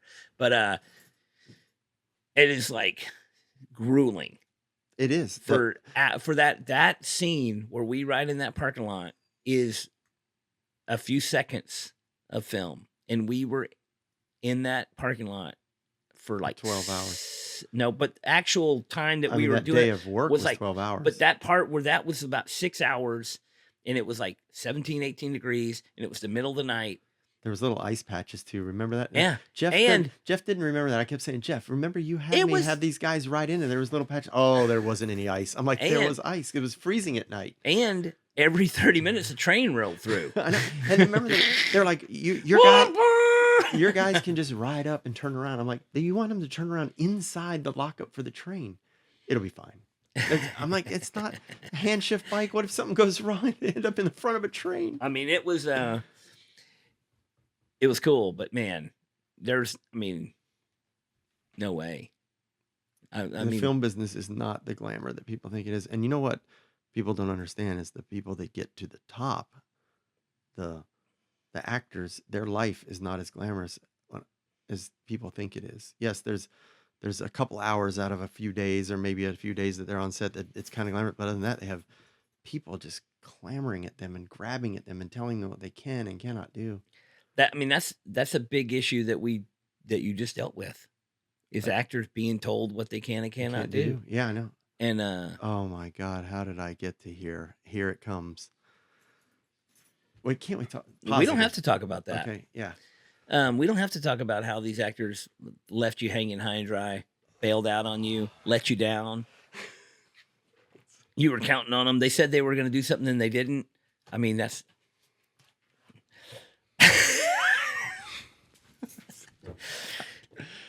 We'll move on. We won't talk about Aquaman either. What a nice guy to bring his nice motorcycles to the movie. Yeah, we won't talk about that either. He had nice motorcycles. We did get to go to premiere. It was very cool. There was some drama, and we made it. Made it through it. Yeah, made it through it. You threw a fit. It was amazing. I did not throw a fit. What do you mean? You were screaming. See, he's doing this to me, isn't he?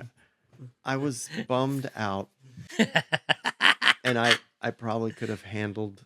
Oh no, you handled it great. I know for you, it was great. I was laughing my fucking ass off. We've been friends for over 30 years, and it's the first time I've seen Oliver Peck speechless. I couldn't. I mean, it wasn't my job to say anything. He just had to just stand there. I was out of place. This is not my world. I will say this point. There was a point at the beginning of the premiere when we were there, and we were at the front, and it's high profile as it gets, and this person was asking you. There's a backstory. This person was asking. Somebody came up to you and was asking you to do something, and you just stared blankly into their face and no response. And they're like, Jeff, whoop. And they said it, and then they look, and I start laughing. And this poor kid looks at me. He looks at me. Producer of the red carpet event. Yeah, is what he looks at me, and he just goes, "What is so funny?" is there some inside joke I'm not a part of? And you just walked away. And I'm just standing there laughing at him. He don't know who the fuck I am. He don't watch Ink Master. He don't give a fuck about my dirty ass. He's like, why does Jeff have this tattooed friend of his just standing there next to him laughing? It was funny. It was funny. It was really funny. Well, But I was trying to stick up for the stunt guys, I think, and the integrity of, I don't know what I did. That was a mess. I wish I could have that back. We had fun at the premiere. Dude, I got to go to a real Hollywood at the premiere. Chinese theater. It was killer. And we built a pack. I had to build a pack for us to ride up, and we did it. Worked. And Audra was one of the heads of BG for me, the back. And we had cool motorcycles. We had guys come from all over the country that had been BG or stunt. I had a lot of my stunt guys. It was cool. A lot of my stunt guys had to work, but a lot of them were there. Had AJ on one side of me and Danny on the other, just like the whole movie. And we rode cool motorcycles right down Hollywood Boulevard. It was blocked off for us to. There's pictures. It looks cool. The pictures of you and I look cool. Really cool. I know those. We need those framed. And we went in the Chinese theater, and it was cool. The Chinese theater is cool. I'd never been there. I've only been to a couple premieres. I've seen a movie there. Yeah. I mean, that's the only premiere I've ever been to, though. Yeah. Real Hollywood premiere. It was cool. That's my third one, but I gotta admit that was bigger for me. And we were hanging out with Cher. We were kicking it. It was cool. We didn't really hang out with Cher. Yeah, Cher didn't. Cher was there, and she looked scary as fuck. I did. I wouldn't say that myself. You didn't see her? I'm just saying I wouldn't say what you're saying about Cher. You didn't say that? I did not say she looked scary. You did. She did. I doubt it. She probably looked good, right? Audra, she looked great, didn't she? Audra thinks she looked great. You're just trying to start shit. She looked scary. That's why they call her Scary Cher. Toby was there. Norman wanted to make sure he got his picture with you and I on the red carpet. That was cool. Pretty cool. Norman made sure that happened. Here's the positive part, and I don't know, this isn't self-serving, but that was the most humbling thing that happened when Jeff said something about. The movie. That is the most humbling thing. Before the movie, Jeff Nichols comes to the front of the stage, and he. I think before Jeff Nichols, like some high up of the studio came up and made some couple announcements. And he introduced Jeff Nichols. Jeff Nichols came up, and Jeff Nichols gave out some thank yous to people that were integral in the making of this movie. The actors. Danny Lyon, and told the story about the book, and it was cool.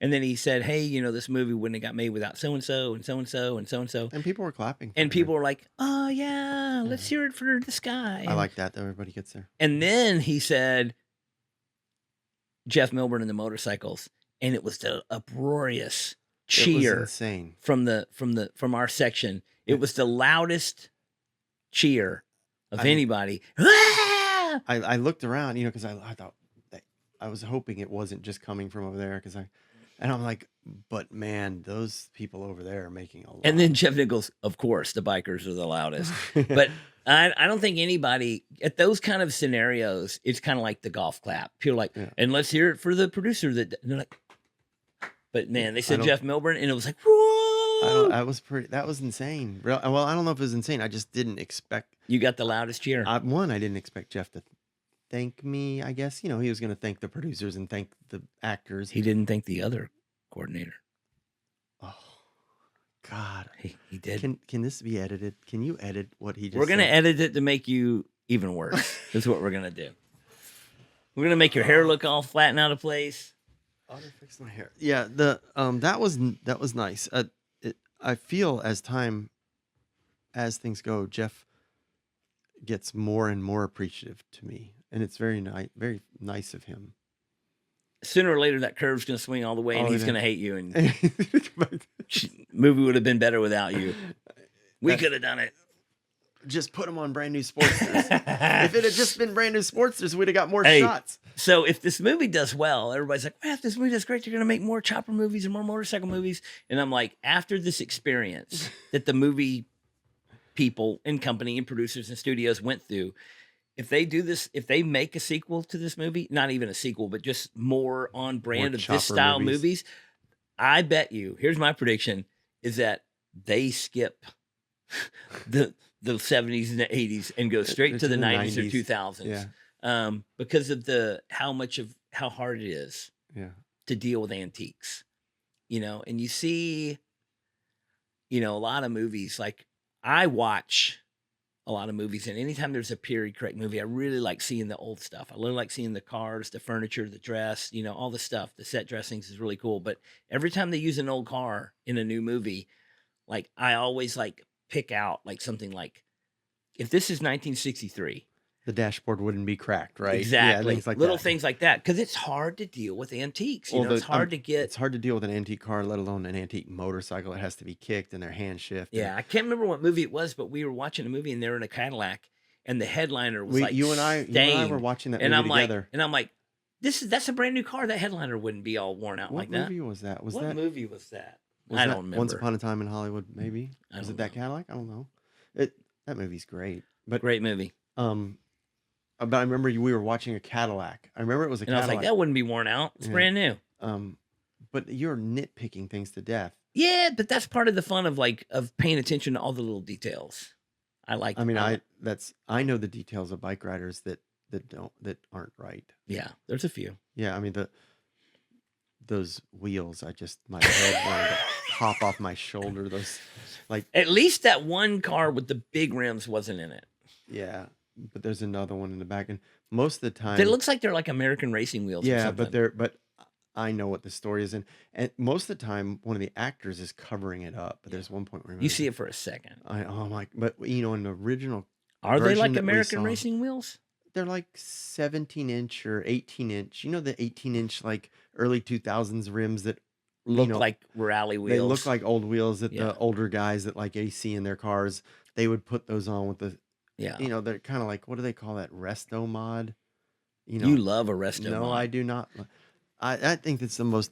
There's people two just- things that Milburn loves to do, and that is take an old car and put a brand new motor in it. it's like I think I literally sometimes have nightmares. And about the other things like thing is to take a brand new touring motorcycle and make it into a performance racing. It's just the performance bagger genre. It's Milburn's favorite thing. No, this that there is called what that's Oliver being it's satire. He's trying to. A lot of people love to put a brand new motor in an old car. I don't know why they do that. It's like they Because they love the look of the old car, but they don't love the problems But that's that an old car what's funny? brings. I could talk to you for hours about that because that is the thing that Well, you work on cars.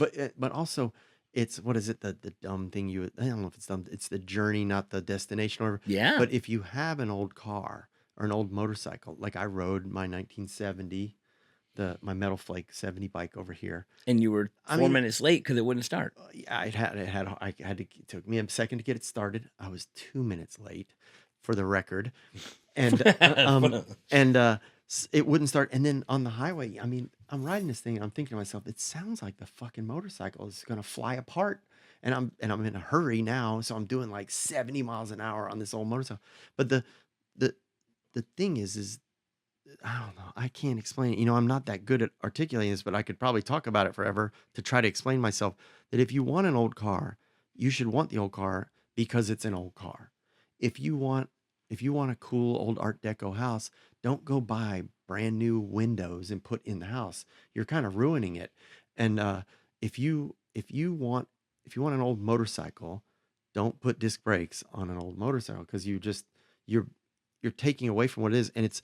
And old motorcycles and old cars you should be enjoying them for what they are, not for what you wish they were. People wish because actually you can buy a Camaro that almost looks like an old Camaro that has a new motor in it, because new Camaros are the same shape as an old Camaro. I mean, yeah, from like a few hundred yards away, you can't tell it looks like a Camaro. Why not just buy a new Camaro? If you want a new car with air conditioning, buy a new Camaro. And when people start, oh, I have a hard time pushing the clutch in, I'm thinking, well, then just crawl in your bathtub, pull the comforter over your head and give up. Because if you can't deal with driving a manual transmission, or you can't deal with no AC, then just drive a new car or just quit life. I do like new motorcycles. I know. I like old motorcycles and I like new He motorcycles. skipped right over the part where I said people should just quit their life if they can't drive a. No, I was adding on to it. You have a couple of newer motorcycles that I don't think are so bad, but then again, I like having, sometimes you just want to ride and that's all you want to do. And sometimes you just want to get to work and that's all you want to do, but you'd rather be on a motorcycle than in the car. So a new motorcycle is the way to go. And a lot of people hit me up all the time. They're like, oh man, should I buy this bike? And I'm just like, what is your goal? Is your goal to have an old motorcycle and work on it all the time? Or is your goal to ride around and have a lot of fun? Because well, yeah, which you got to weigh. that's another thing that a lot of people buy motorcycles for a lifestyle. I've talked about this on other podcasts. I like motorcycles for the mechanical part of them and keeping them alive. What does Mike Ness I says? mean, we got a friend that that has a motorcycle in Dallas and doesn't even live in Dallas and just has the motorcycle just so he can tell people he owns a Harley Davidson. You figure a way to throw everyone we know under the bus during one podcast. There's no way. Here's when I said, hey, you're gonna come on the fucking podcast, my first words were like, we got a lot of people thrown under the bus. I know. Because Milburn, that's what Milburn likes to do. No, it's what you I'm like here. to do. We talked about earlier. I talked about facilitating things. I'm here to facilitate you to be able to throw people under the bus. Back to talking about motorcycles, old motorcycles. I do have, and you're right, because I have those newer bikes that I've built that they don't look like new bike. I mean, I don't know how you want to call my two bikes that, I have one here and one in Los Angeles. They look like Babas. Yeah, and those bikes I have so that I can get off an airplane in Burbank, get to my place, open my garage door, and start that motorcycle and go to work. Because I used to have this 70 there. Remember, I used to keep this at friends, and there was a lot of times I was late to work because of the 70. Like I was 2 minutes late here, and it's been sitting there, and you got to do something. Yeah, with the carburetor. So I understand that, but also if you like old motorcycles or you like old cars, please, people, stop molesting them. I mean, people molest these cars and motorcycles. But the fact is, it's their car. They can do whatever they want to it. I know, and that's why I'm not saying there should be a law against it. I'm just, it bums me out. Just like, but one thing we have done is we have bought old motorcycles that have been molested and have painstakingly put them back. Reverse choppering. Yeah, reverse choppering. I mean, I've done that with so many cars and motorcycles. That's why I've never sold any of my cars or motorcycles, because I've spent so much time getting them back to what they were and just trying to keep them. I was saying, that's what Mike Ness says, that I'm a custodian of these pieces of art that he said he has some way of saying it. That's why he writes songs. But he says, you're this guy that was like, you feel like you should take care of them. And I'm like, yeah, that's why I don't want to like put air conditioning and disc brakes on a 1950 or 60s car, because they're supposed to be. My goal is everything that I have that's a vehicle. If there's a movie that's taking place in that year, you can plug mine into it. But a lot of the cars in movies probably have updated LS motors. Yeah, because they just want it to look like the car. Oh, I just even said that out loud. But you can't do that with a motorcycle because the motor's sitting right out in the open. Yeah, you can't put disc brakes on a motorcycle and fake it. You're gonna see it. Okay, can I say something positive? You can try. You're not very good at it, but you can try. Remember when I said, when I go on your podcast, I have to straighten something up, right? We're going to take a pee break. What in the Duck podcast is proud to be sponsored by Legacy Ink, the finest in tattoo pigments. I have been using this ink exclusively for over 20 years myself. It has been recently rebranded and marketed, but it has been the same recipe for decades.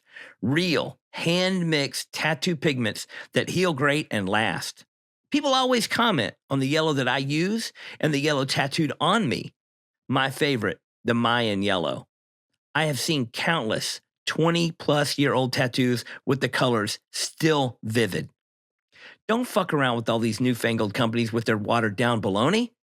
Get the tried, true, and tested good shit. You can find them on Instagram at Legacy Pigments, or email Ashley today to place an order at legacyartsupplies@gmail.com. Tell them Oliver sent you and receive a special discount. Don't just do tattoos. Be a part of a legacy. And we're back from PP break. I just went and pet the dog. Milburn, on the topic of righting wrongs is where we're at. Yeah, here's my positive thing. Then we go back to throwing people under the bus. But first, I have to throw somebody on the bus to right or wrong. No, it's not that much. Dan, our friend Dan, Danger Dan? Danger Dan wrote a piece on me and the motorcycle, on myself and the motorcycles. I knew English sometimes, and put it in Chopper magazine. I And thought that it was very well written for Danger Dan. I thought he did a great job. I like the way it was written too. But Jesus Christ, he doesn't even give me a chance to what? But you have a but. I was throwing it in there for you. You were helping me. Yeah. But it says that I built the bridge bikes, the 2 bridge bikes, which for those people out there listening, we decided that we needed 2 of the bridge bikes from the original photo, which we didn't need to, but we thought we did at the beginning of filming. And what I did was I enlisted Wilbur, my old friend Wilbur from MDO Cycles or Satan Cycles, and he had enough parts to throw one of them together. I'm going to use the word throw because he put it together really quick, but he did a great job. And then I had a frame that I had fixed. Remember the frame that those people from that one reality show gave me that they had chopped up? Remember that frame? Yeah. You want to talk about throwing people under the bus? No, I don't want to throw him under the bus because he's okay. No, he's not. Well, no, one guy's The good. one guy's good. The other guy's not good. Yeah, exactly. So one guy gave me the front part of a frame that they chopped up for some They reason. took an original motorcycle, they cut it in half, they put the frame out in the back of the dirt and left it in the dirt. It was like literally it was a panhead frame, and he just says, "Hey Jeff, you like these frames, right?" And remember, he gave it to me. That was really nice of him. I fixed that frame. It sat around forever. I think I sold it to David Steed. I bought it back. Whatever. I sent that frame that I fixed and some wheels that I laced and some stuff to Wilbur. And Wilbur built the 2 bridge bikes while I was in California working with Austin and stuff. So in the article, Wilbur didn't get credit. He didn't get credit. And from what Dan told me, he wrote in there, Wilbur built the bikes, but he thinks that it got edited to say Milburn because they thought he had misprinted my name. Oh, this is a typo. He thought it was a typo because he said mistaken typo. And what's funny is when I read it, I called him. I'm like, look at these text messages I sent you. You asked me where the bikes came from, and I said, make sure Wilbur gets the credit. And he's like, I'm sorry, man. I'm sorry. So I felt really bad because Wilbur reads Chopper magazine religiously, and he is sore beset that he did not get the credit he much rightfully deserves. Wilbur needs credit because he put those 2 bikes together quick. Wilbur's cool. Is excellent. I mean, we stay with Wilbur when we go to the East Coast. Wilbur is the hostess with the mostest. Yeah, he's great. I know he has Wilbur. And he builds nice shit. Yeah, he does. Wilbur was a mechanic at Satan Cycles or MDO. His best friend, I guess at the time, was who owned it, Ed, where I got my van.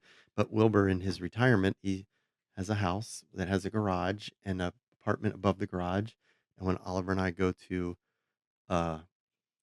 that East Coast to go to swap meets, we go stay at Wilbur's, and he stacks the refrigerator full of food for us because it's kind of like it's like an apartment.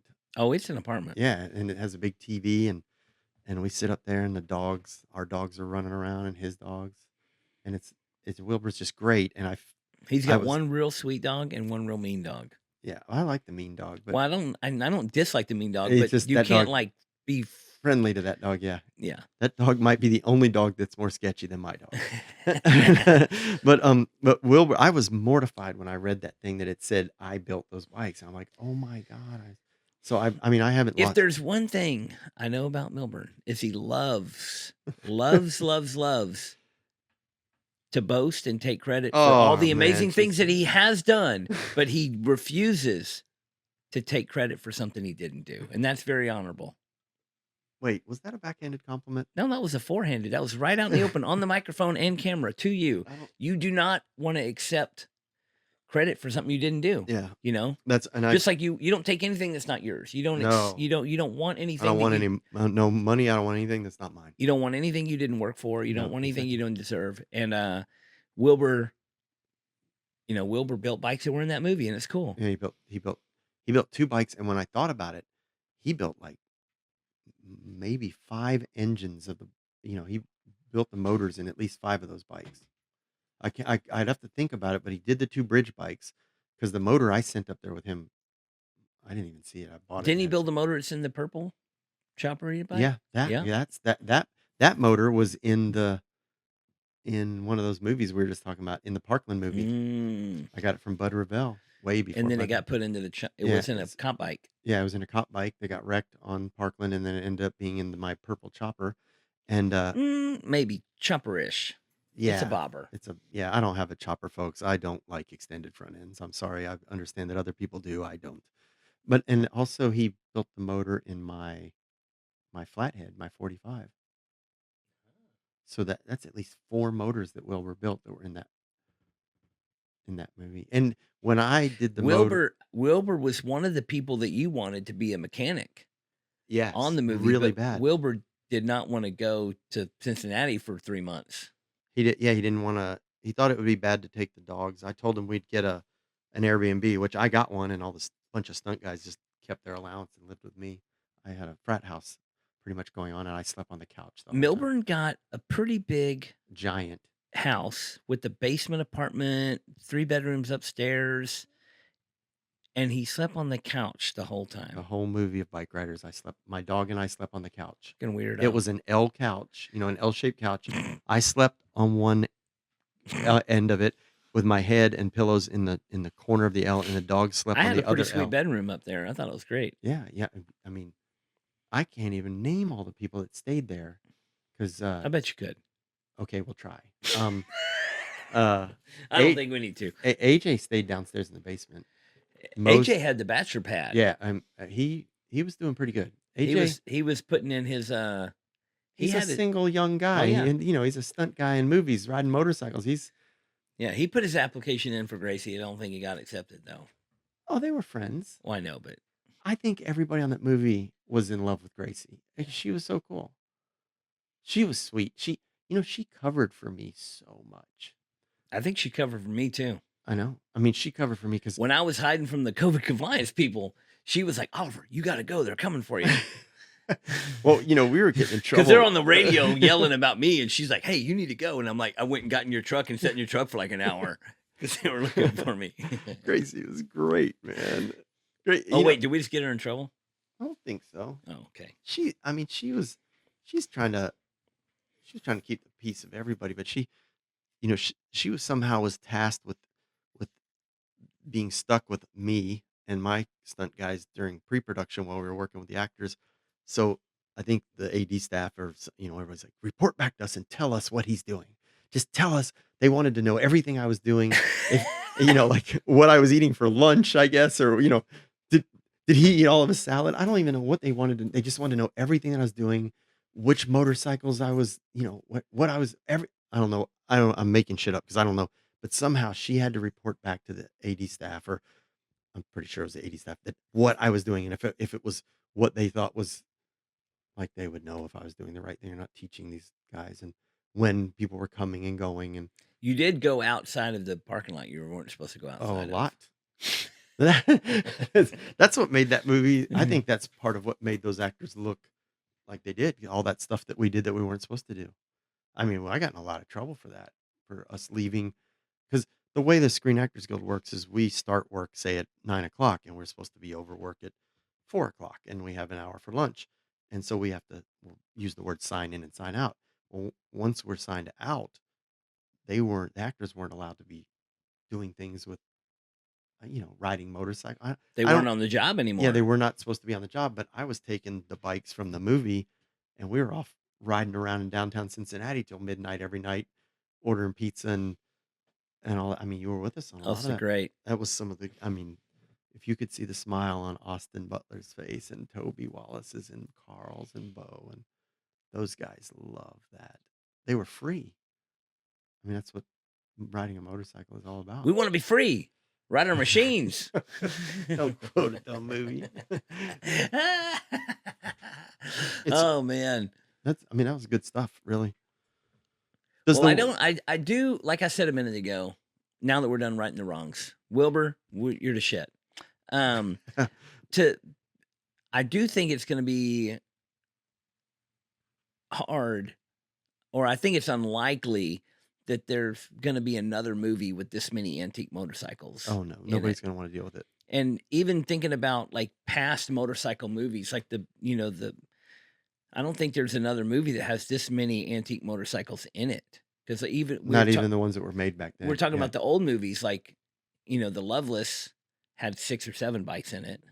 And The Loveless was filmed in whatever year. Those bikes 80, were only 82 or 15 years old at the time, yeah. and then you've got motorcycle movies like Streets of Fire, which you love. It's a great movie, but there's not that Not a many. lot of Yeah. antiques at the Yeah. what year is that movie filmed? You probably know. 84. 84. Yeah, Well, it was released in 84. there was those bikes weren't even probably 10 years old. Yeah. And the And bike Lee Ving is on is a panhead, and the bike that but most of the William bikes in that Dafoe is movie are on. like dirt bikes. Yeah, there's a lot of different bikes in that movie. I mean, it's a pain in the ass to have that many motorcycles on something and to keep it real.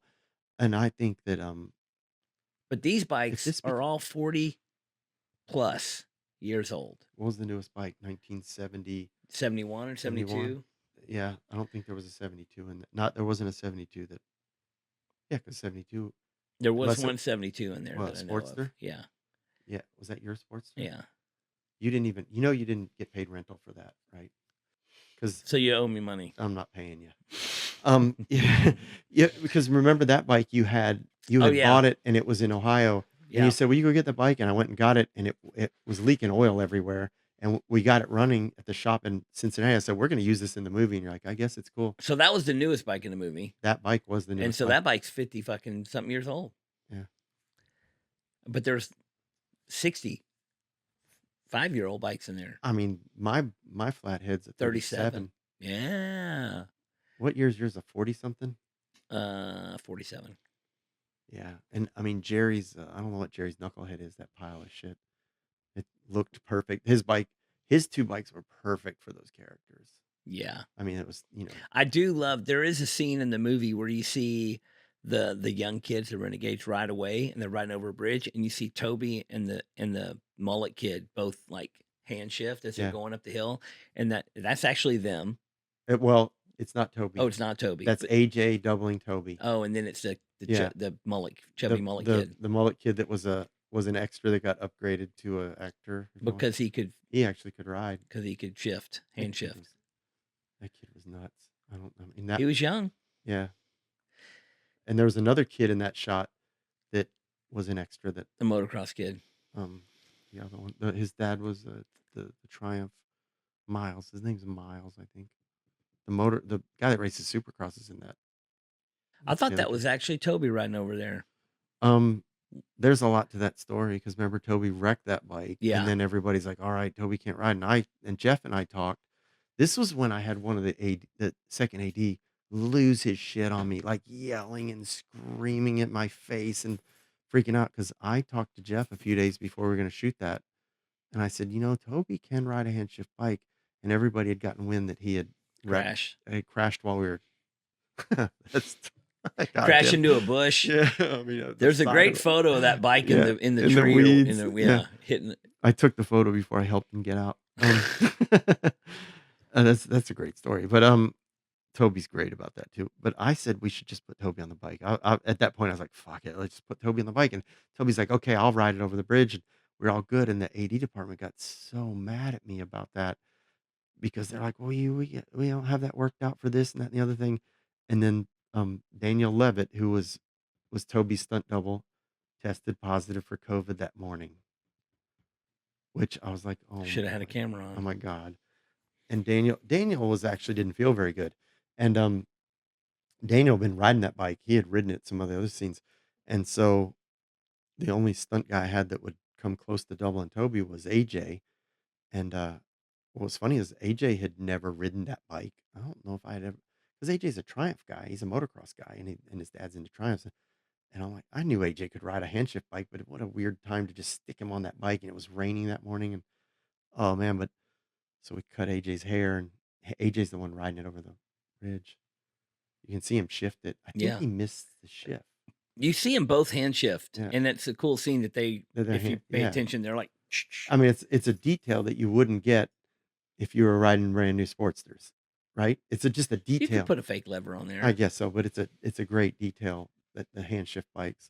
And Carl Klusman, the actor, he got a hold of me before he showed up, and he said, "I want to ride a bike that's hand shift, so I'm doing something."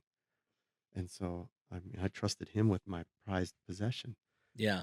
my bike that I've had since 1985. And the cool Six. there's the scene where that bike is the most prominent is at the very end of the movie, and it shows Wahoo and Corky like side by side when she's telling the story or whatever, and you see them and you can see that bike real clear, and they're both riding. That's it.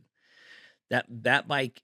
The rest of the time in the movie, you kind of barely catch glimpses of that bike. Yeah, There's well, like a well, good scene where it's like a solid few seconds. You see the whole bike. well, there's a few bikes that we hid for, we hid because of the backstory of the motors in them, right? Like your bobber, and I told Jeff, and you know, it's driving Jeff crazy. Like, oh my God, what do you mean we can't look at the side of this motorcycle? I'm like, we can't look at the side of this motorcycle until after a certain date. And you know, Jeff's like, nobody is ever gonna know what date anything is. It's gonna start in 65, end in 72. Nobody's gonna know. I'm like, but we know that, you know, we have the plates and it says 66, so we can't look at the side of this bike.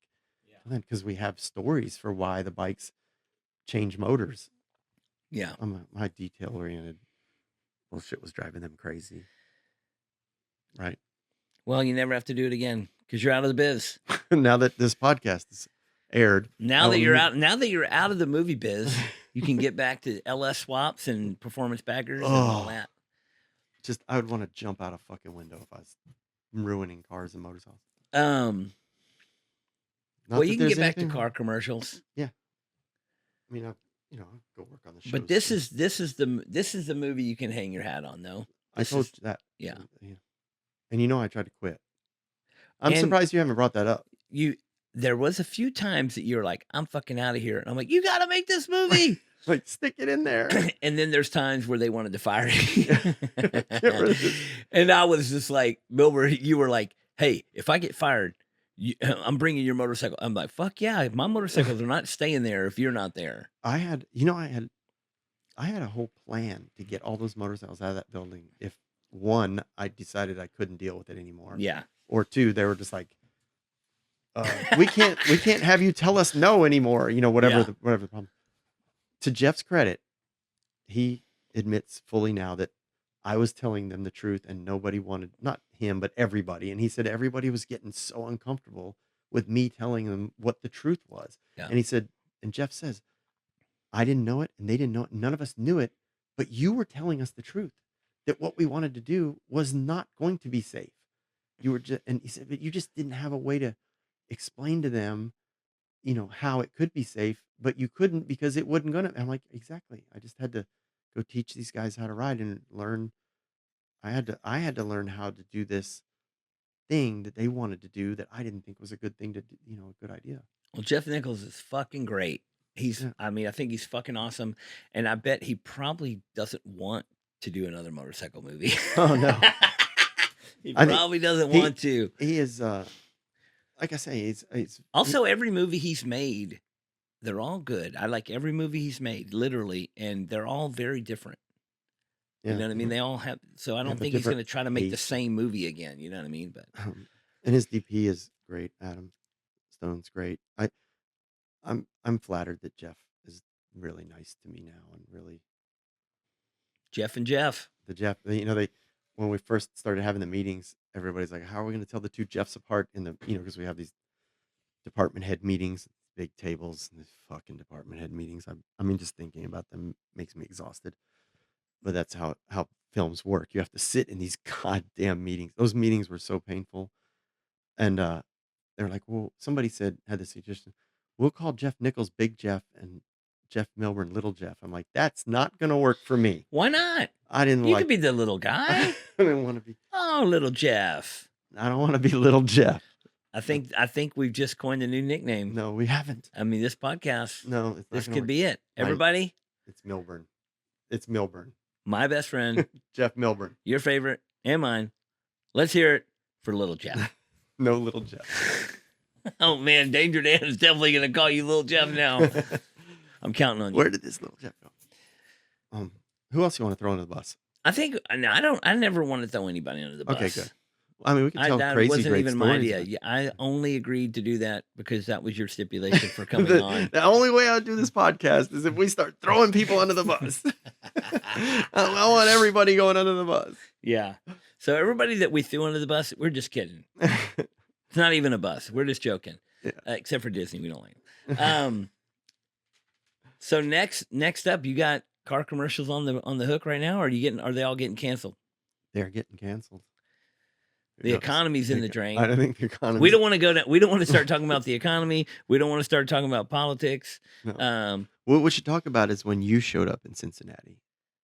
That's a good one, because my perception of that is different than yours. Well, I mean, I just showed up and you gave me the address.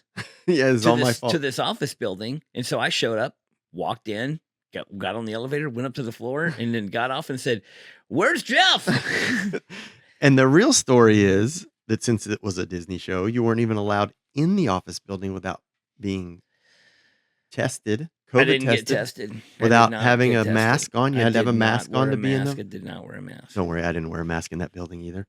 And you had to have a vax card proving not only were you vaccinated, but you had to have 2 boosters to get in that building. I had 0 boosters and 0 vaccinations. I did have a fake vax card.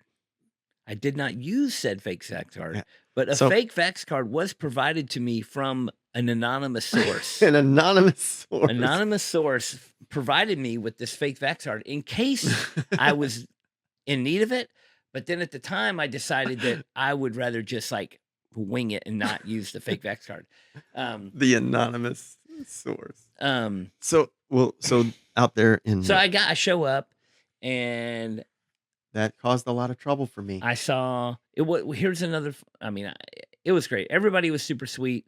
It was really cool to see this big office with all this weeks before filming, and there was like storyboards on the wall, and there's a downstairs, there's a costume department, and there's all these people, and it was all this cool shit. I was like, man, there's just so much going in to a movie. Planning every day Yeah. by the hour, what scene's going to get shot, who's going to be on set this day. Every day, every day, there's a day sheet, a set, that says everybody's on set that day. And it's like the organizational skills go behind putting this whole movie together. It's like months of insane preparation. Months of preparation. It's and you showed up during pre-prep, pre-production. To see all that was wild. And then, we don't want to.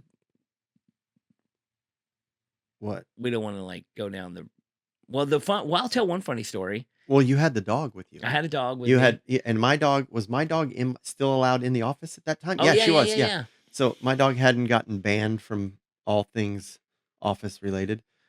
But one day I went to that office a handful of days. Yeah, but the first time you went. Yeah. I'm telling this story. Okay, now. Go ahead. The first time you went, you showed up, did not get just walked by whoever was supposed to be testing you downstairs, got on the elevator, got off the elevator with the dog, with Ricardo, my second favorite dog that's alive right now, and announced you wanted to see Jeff, and you saw Jeff Nichols and went in his office and talked to him for a minute, sans mask. He wouldn't wear a mask again? Oh yeah, I know. I mean, really, the mask wearing was ridiculous. But all the poor PAs that had to sit out there in the common area with their desk all had their masks on all day long. And then you came in my office, where the stunt office was, which of course by then probably AJ and Danny were in there with me, and Freddie was in there, and Freddie's son was our. I don't think AJ was there yet. No, first time I was there. Well, maybe not. So you come in, and of course your dog and my dog are happy to see each other. So it's mayhem dog situation, all kinds of bullshit's going on, and then here comes poor David Kern, who just had to be the referee of everything, knocks on the door because I left my door shut because we didn't have masks on or anything. And he was very nice to me at first. Oh yeah, he's just trying to keep the peace everywhere. And he gave me my check. Oh, did you get? Oh, for bringing stuff to me? No, for the artwork. Oh, the artwork. Oh, okay. Yeah, great job, Oliver. You did the artwork too. And if anybody didn't know that, Oliver did the artwork. And I did some of it. And so David Kern was like, "What the fuck is going on? There's this crazy dude." But he waited till after I was there to complain about it. Yeah, I mean, but you could see the look in his face. Like, there's 2 dogs in here running around. There's who doesn't love dogs? Bad people. Bad people don't love dogs. So Oliver leaves, and the minute Oliver leaves, here comes David Kern back in my life. What the hell is going on? He didn't have a mask on. Did he get tested? Where's his COVID card? I'm like, man, and I'm like, David, everybody's got some sort of COVID card somewhere in their life, somewhere in their life. And he's like, what the hell's going on? And that night we got the company-wide email saying, "We understand that Oliver Peck is Jeff Milburn's friend or whatever, and that he's made the artwork for this, but he is no longer allowed anywhere close to the production office. He is not vaccinated. He has not been tested. He does not wear a mask. He's all these terrible things, no matter what happens." And this went to everybody. I And think then I Jeff, came back the next day. and the next day you just showed back up, right? And I'm like, "You can't be in here." And I remember you took my dog downstairs. This is my perception. Because I was like, "Here, take Boom downstairs and go And then walk the the dog." worst thing possible happened. I know. One thing that I saw was I had to go in a meeting in Kern's office. It was just me and a couple other people in Kern's office, and I look out the window, and Kern's looking at me, and I look out the window, and I look down there because there's that big grassy area and I see like a bum running or just running around, and I see my dog chasing the bum, and I see your dog chasing my dog, and I see you running after your dog and my dog, and I'm like thinking, what the fuck is going on down there? And it was because there was a bunch of bums hanging out. And then Kern's like, "What are you looking at?" And I'm like, "Oh, I'm not looking at nothing. Nobody's here. This is not supposed to be." And I'm like, why is Oliver and the dogs and a bum running around in circles out there? And then my phone, I quit looking outside. My phone's ringing and ringing and ringing. I'm like, why in the fuck is Oliver calling me? I'm in the middle of this meeting. And I tell Kern, I'm like, "Hey, I need to get this. Maybe there's something wrong." And you're like, "Your dog is chasing bums and rolled in human shit." And I'm like, "What?" And you're like, "Your dog is rolled in shit and I can't clean her off down here. I need some help." It was terrible. And I'm like, "Oh my God, you're downstairs like trying to do something with dogs and bums and oh my God. I don't even know what you did to clean the dog up. I tied her leash to a tree and got a water hose from the side of a garage two blocks over. You improvised the whole thing, didn't you? Oh man, it was insane. You had to wash. But my favorite thing is when I went back to the office one day, I walked up and I got in the elevator to go up, and the elevator door opened, and I just assumed that it was the floor I was getting off on, but it opened early because somebody else was getting on or whatever. And the door opened, and I walked off the elevator, and I walked off onto the COVID compliance floor. And it's what you did is you went the wrong way because COVID compliance was right to one direction off the elevator, and I was like a total other. Yeah. And it's a different floor. Well, you might have been COVID compliance for a different movie. Well, whatever it was, I got off the elevator and took her, and I was like, "Oh man!" And there's just people in lab coats and masks and face shields trying to hold in all these test tubes. Look, in my memory, it's like I gotta get out of here. A bad James Bond movie. Oh, let me back in the elevator. Oh my God! And then you go, and then I go and I put you down as an extra, and then you show up on set as an extra, and then they have a list that's printed out of all the extras and if they've been tested, and you're running around not getting tested, and finally somebody calls me on the walkie. He's like, next to your name on the list of where BG and extra get casted, there's a name where they got casted from, either from BG casting or say the director, or in my case it said from stunts. And they're like, "There is an extra running around not tested it has your name next to him." And I'm like, "Oh, I know who that is." And then of course I'm trying to keep the peace there, and they get tired of getting a bunch of shit, so they go tell the AD because they're under the AD department, "We got an extra that's not getting tested." And they're like, "Let me see." And they look on the sheet, "Oliver Peck, isn't that the guy?" The email went out, and he's not even supposed to be on set anymore. Like, why is he? And then they look, "Wait, Jeff Milburn is the guy that asked him to be here." I caught a lot of flack over that. Good times. Not good times. Oh, it was. It was good times. Good times. It was good times. And Audra was completely well behaved the whole time. She was. Audra did good. Audra and David Steed were all well behaved. Who else? Bella was there. Kayla. Yeah. All of them did exactly what they were supposed to do, but you did not. I did what I could. Well, I think that we are. There's, like I said, we could talk for hours and hours and hours on many, many topics. We unfortunately got wrapped up in Milburn's agenda of throwing people under the bus for 2 hours. But I think you know what's funny is we wait, that's it. We're done. I think we're gonna. No, we can fade it out of here. What I'm surprised is you didn't bring up some stupid shit from years and years ago. That has to be 30 years. That has to be next episode. Yeah. Next time.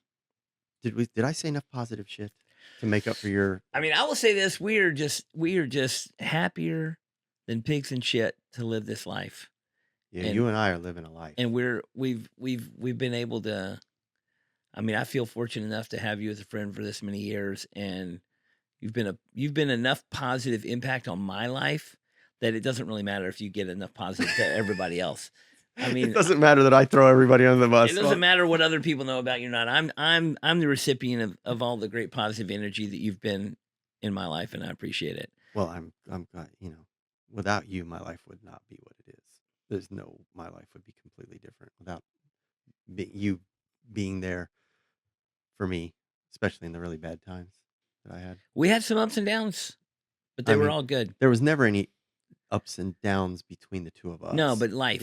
Yeah, life. Life is hard sometimes. I mean, somehow you and I have been friends for 30 plus years, 35 years, whatever. We've never been mad at each other. I mean, We had one fight over Offspring song on the radio. oh yeah, you turned my radio down. I'm like, that's my radio. I turned it back up. Yeah, I turned it off because the Offspring was playing. I like the Offspring. And I don't. And we argued and we fought. And that was our one fight. It wasn't even much of a fight. You slapped my. We had our matching tattoos. We're gonna tell this funny story because we just got matching buddy tats. Like, we're the best friends in the world. We just got matching tattoos, and then like a few days later, we get in this fight over this Offspring song. It was like 1994 at the time, right? And I'm like, turn it off, and he turns back on, and then I reach in to turn the radio off again, and he reaches to push past me to stop me from turning it off, and he bumps into my new tattoo, and it hurt. It was the same tattoo that I had. So then I smack his tattoo, and then he smacks my tattoo, and then we're like bleeding on each other and turning this radio off. And I mean, now my tattoo looks like shit because you fucked mine looks worse because I had a motorcycle crash. But all that over. In the end, everyone can agree that the Offspring sucks. No, so it's all good. No, you cannot tell people what to play on their radio. When we travel, we have the agreement that whoever's driving is in charge of the AC, the heat, and the radio. Luckily, neither one of us like Michael Jackson. Thank God. Nobody likes Michael Jackson. I would say the same. Actually, people probably like. No, nobody does. Shauna LaRue Hansen likes Michael Jackson. Remember her? Nobody likes Michael Jackson. She doesn't even like Michael Jackson. Nobody does. All right. Thanks for coming, bud. Thanks for being my best friend forever. Hey man, we'll without you, that just wouldn't be it. I wouldn't. Thanks for making Bikeriders movie. Thanks for giving Jeff my name. Thanks for making Bikeriders movie what it was. And if you haven't heard about Bikeriders movie, then you haven't been paying attention to this podcast because it's all we've pretty much been talking about. It's a great movie. How many of your motorcycles are in it? 11. 11? Because there was 10, and then I brought the one that I rode in that last scene. I think I had because I got paid for 9. Probably, and paid too much if you ask me. Yeah, I think you came out ahead. I never do. I think Milburn came out ahead. No, and I'm sure you complained about a lot of things. You got a lot of work on your motorcycles. I did have some shit. I had a windshield smash, a seat torn apart, and a speedometer broken, which I was not compensated for. But I was willing to sacrifice that. Those 3 things. It's but you're not keeping up, right? You're not keeping count of what went wrong. I was willing to sacrifice whatever happened. I was like, you know what? Shit gets fucked up. It's old motorcycle. Shit's gonna get fucked up, and life goes on. You got paid rental on all that, but you don't. What about the positives? I gotta go back. No, million positive. Yeah, I mean, remember that Sportster that you had bought did not run when you bought it, and the oil lines were. Yeah, it got a lot of work done to it, and it runs like a top to this day. Jerry. Actually, Grant did the work on your Sportster. But I'm just saying, shout out to Jerry and Grant both for being amazing and being working. the mechanics that were there for me. That was another. They said I could have 5 mechanics. Ended up with 2. The idea that 50 motorcycles, 50 plus 50 and 50-year and older motorcycles were kept running for 3 months on filming by 2 dudes is insane. Actually, we should say 4 because it was those 2, and then AJ and I worked on other stuff too. But so dedicated mechanics. You had 2 dedicated full-time mechanics. You know why? Because I'm not throwing anybody on the bus, but I mean, originally it was going to be 5, but they said they weren't. They had to be budgeted somewhere else. Well, they Tom Hardy needed too much money. They had to give all the money to Tom That was Hardy. not Tom Hardy. What are you talking about? Bullshit. They had to pay Tom Hardy too much to be in the movie, so they had to cut the budget on the mechanics. No, that was not it. Tom is great. Tom was the shit. Yeah, you can't talk shit about him. Tom was the badass. best, and I mean, he's my favorite character in the movie. He is. Yeah, I mean, he's. I just think it's great. In the movie, he reminds me a lot of Mike Ness. Yeah, he does have a Mike Ness thing to him in the movie. I think I told Mike that, or I told Tom that, or I told both of them that. Yeah, he has a Mike Ness to him. The way he kind of talks and his mannerisms. Yeah, he's great. I think he's a great character. I think he's a great actor. I think he's fucking awesome. Yeah, I mean he's great. He is good in the movie. There's no doubt. Everybody, all the actors are good. Norman. We were wrapping it up, but I'm blown away by Jodie Comer in the movie. Everybody is. She is so sweet. And it didn't like the first time I watched the movie, it didn't really sink in because I was too, like I said earlier. But man, she's so good. She's like an actress. all her little inflections and the way her eyes look. Dude, she's so good. Turns her head just right. Yeah, I mean, we and Audra talked about it a couple times. There's a couple different scenes. She's just, I mean, she is the star of the movie, obviously. Yeah, I mean, she's number one on the call sheet. Yeah, pretty amazing. I don't know. I wasn't familiar with her before this movie. Apparently, she's in a lot of things. Yeah, I don't even know if I've seen anything. But she's great. I like Damon Harriman's performance. Harriman. I don't think he does much. I think I just like the way he kind of plays that guy right. Yeah. I mean, I like them all. Really, think Michael Shannon's fucking hilarious, and he doesn't even hardly say anything in the whole movie. He doesn't do much. He doesn't have to. He's just standing. He just looks fucking crazy. Yeah. He looks like he kind of has a Steve Buscemi look to him in that movie. How do you get from Michael Shannon to Steve Buscemi? It's crazy. Well, like I said, we could talk till the end of time, but we're gonna go eat lunch or something? We're wearing people out. Nobody cares about us anymore. Are we washed up? We're old. We're done. We got washed up that quick. 2 hours ago we were on top of the world, and now we're done. And now we're just washed up. The two of us. Later, dudes. Thanks for having me, Oliver. Hey, please remember to like, share, and subscribe. Come on, guys. Click all those links. Push all those buttons because it really helps us out and gets us out there to more and more peeps. What in the Duck podcast is produced by Audra Cabral and John.com Niederkorn. Our sound, video engineer, and editor is Courtney, Jr. Larkins. Initial audio-video setup and intro music by Blake Balake Pinchon. And a big thanks to everyone that submitted questions. Y'all keep them coming. Email me any questions you would like me to answer to whatintheduckpodcast@gmail.com. Thanks for listening, and we'll see you next time on What in the Duck. What in the Duck podcast is proud to be sponsored by Label Solutions, www.labelsolutionsinc.com. I've been a customer of theirs for over a decade. They make the highest quality premium labels for all kinds of products. Food and beverage, personal care products, pet care products, beer and wine spirits, CBD products, automotive products, and more. They can make a label for almost anything. Multicolor, custom die cut, full wraparound labels, too many options to even tell you about. I use Label Solutions for all the stickers and labels for my stuff, like the Tiki Loco label on the coffee I'm drinking right now. They do have a minimum order of 1,000 labels, so they won't make you 20 labels for that soap you're making in your bathtub. But if you've got products to label, you need Label Solutions. Get started today at www.labelsolutionsinc.com.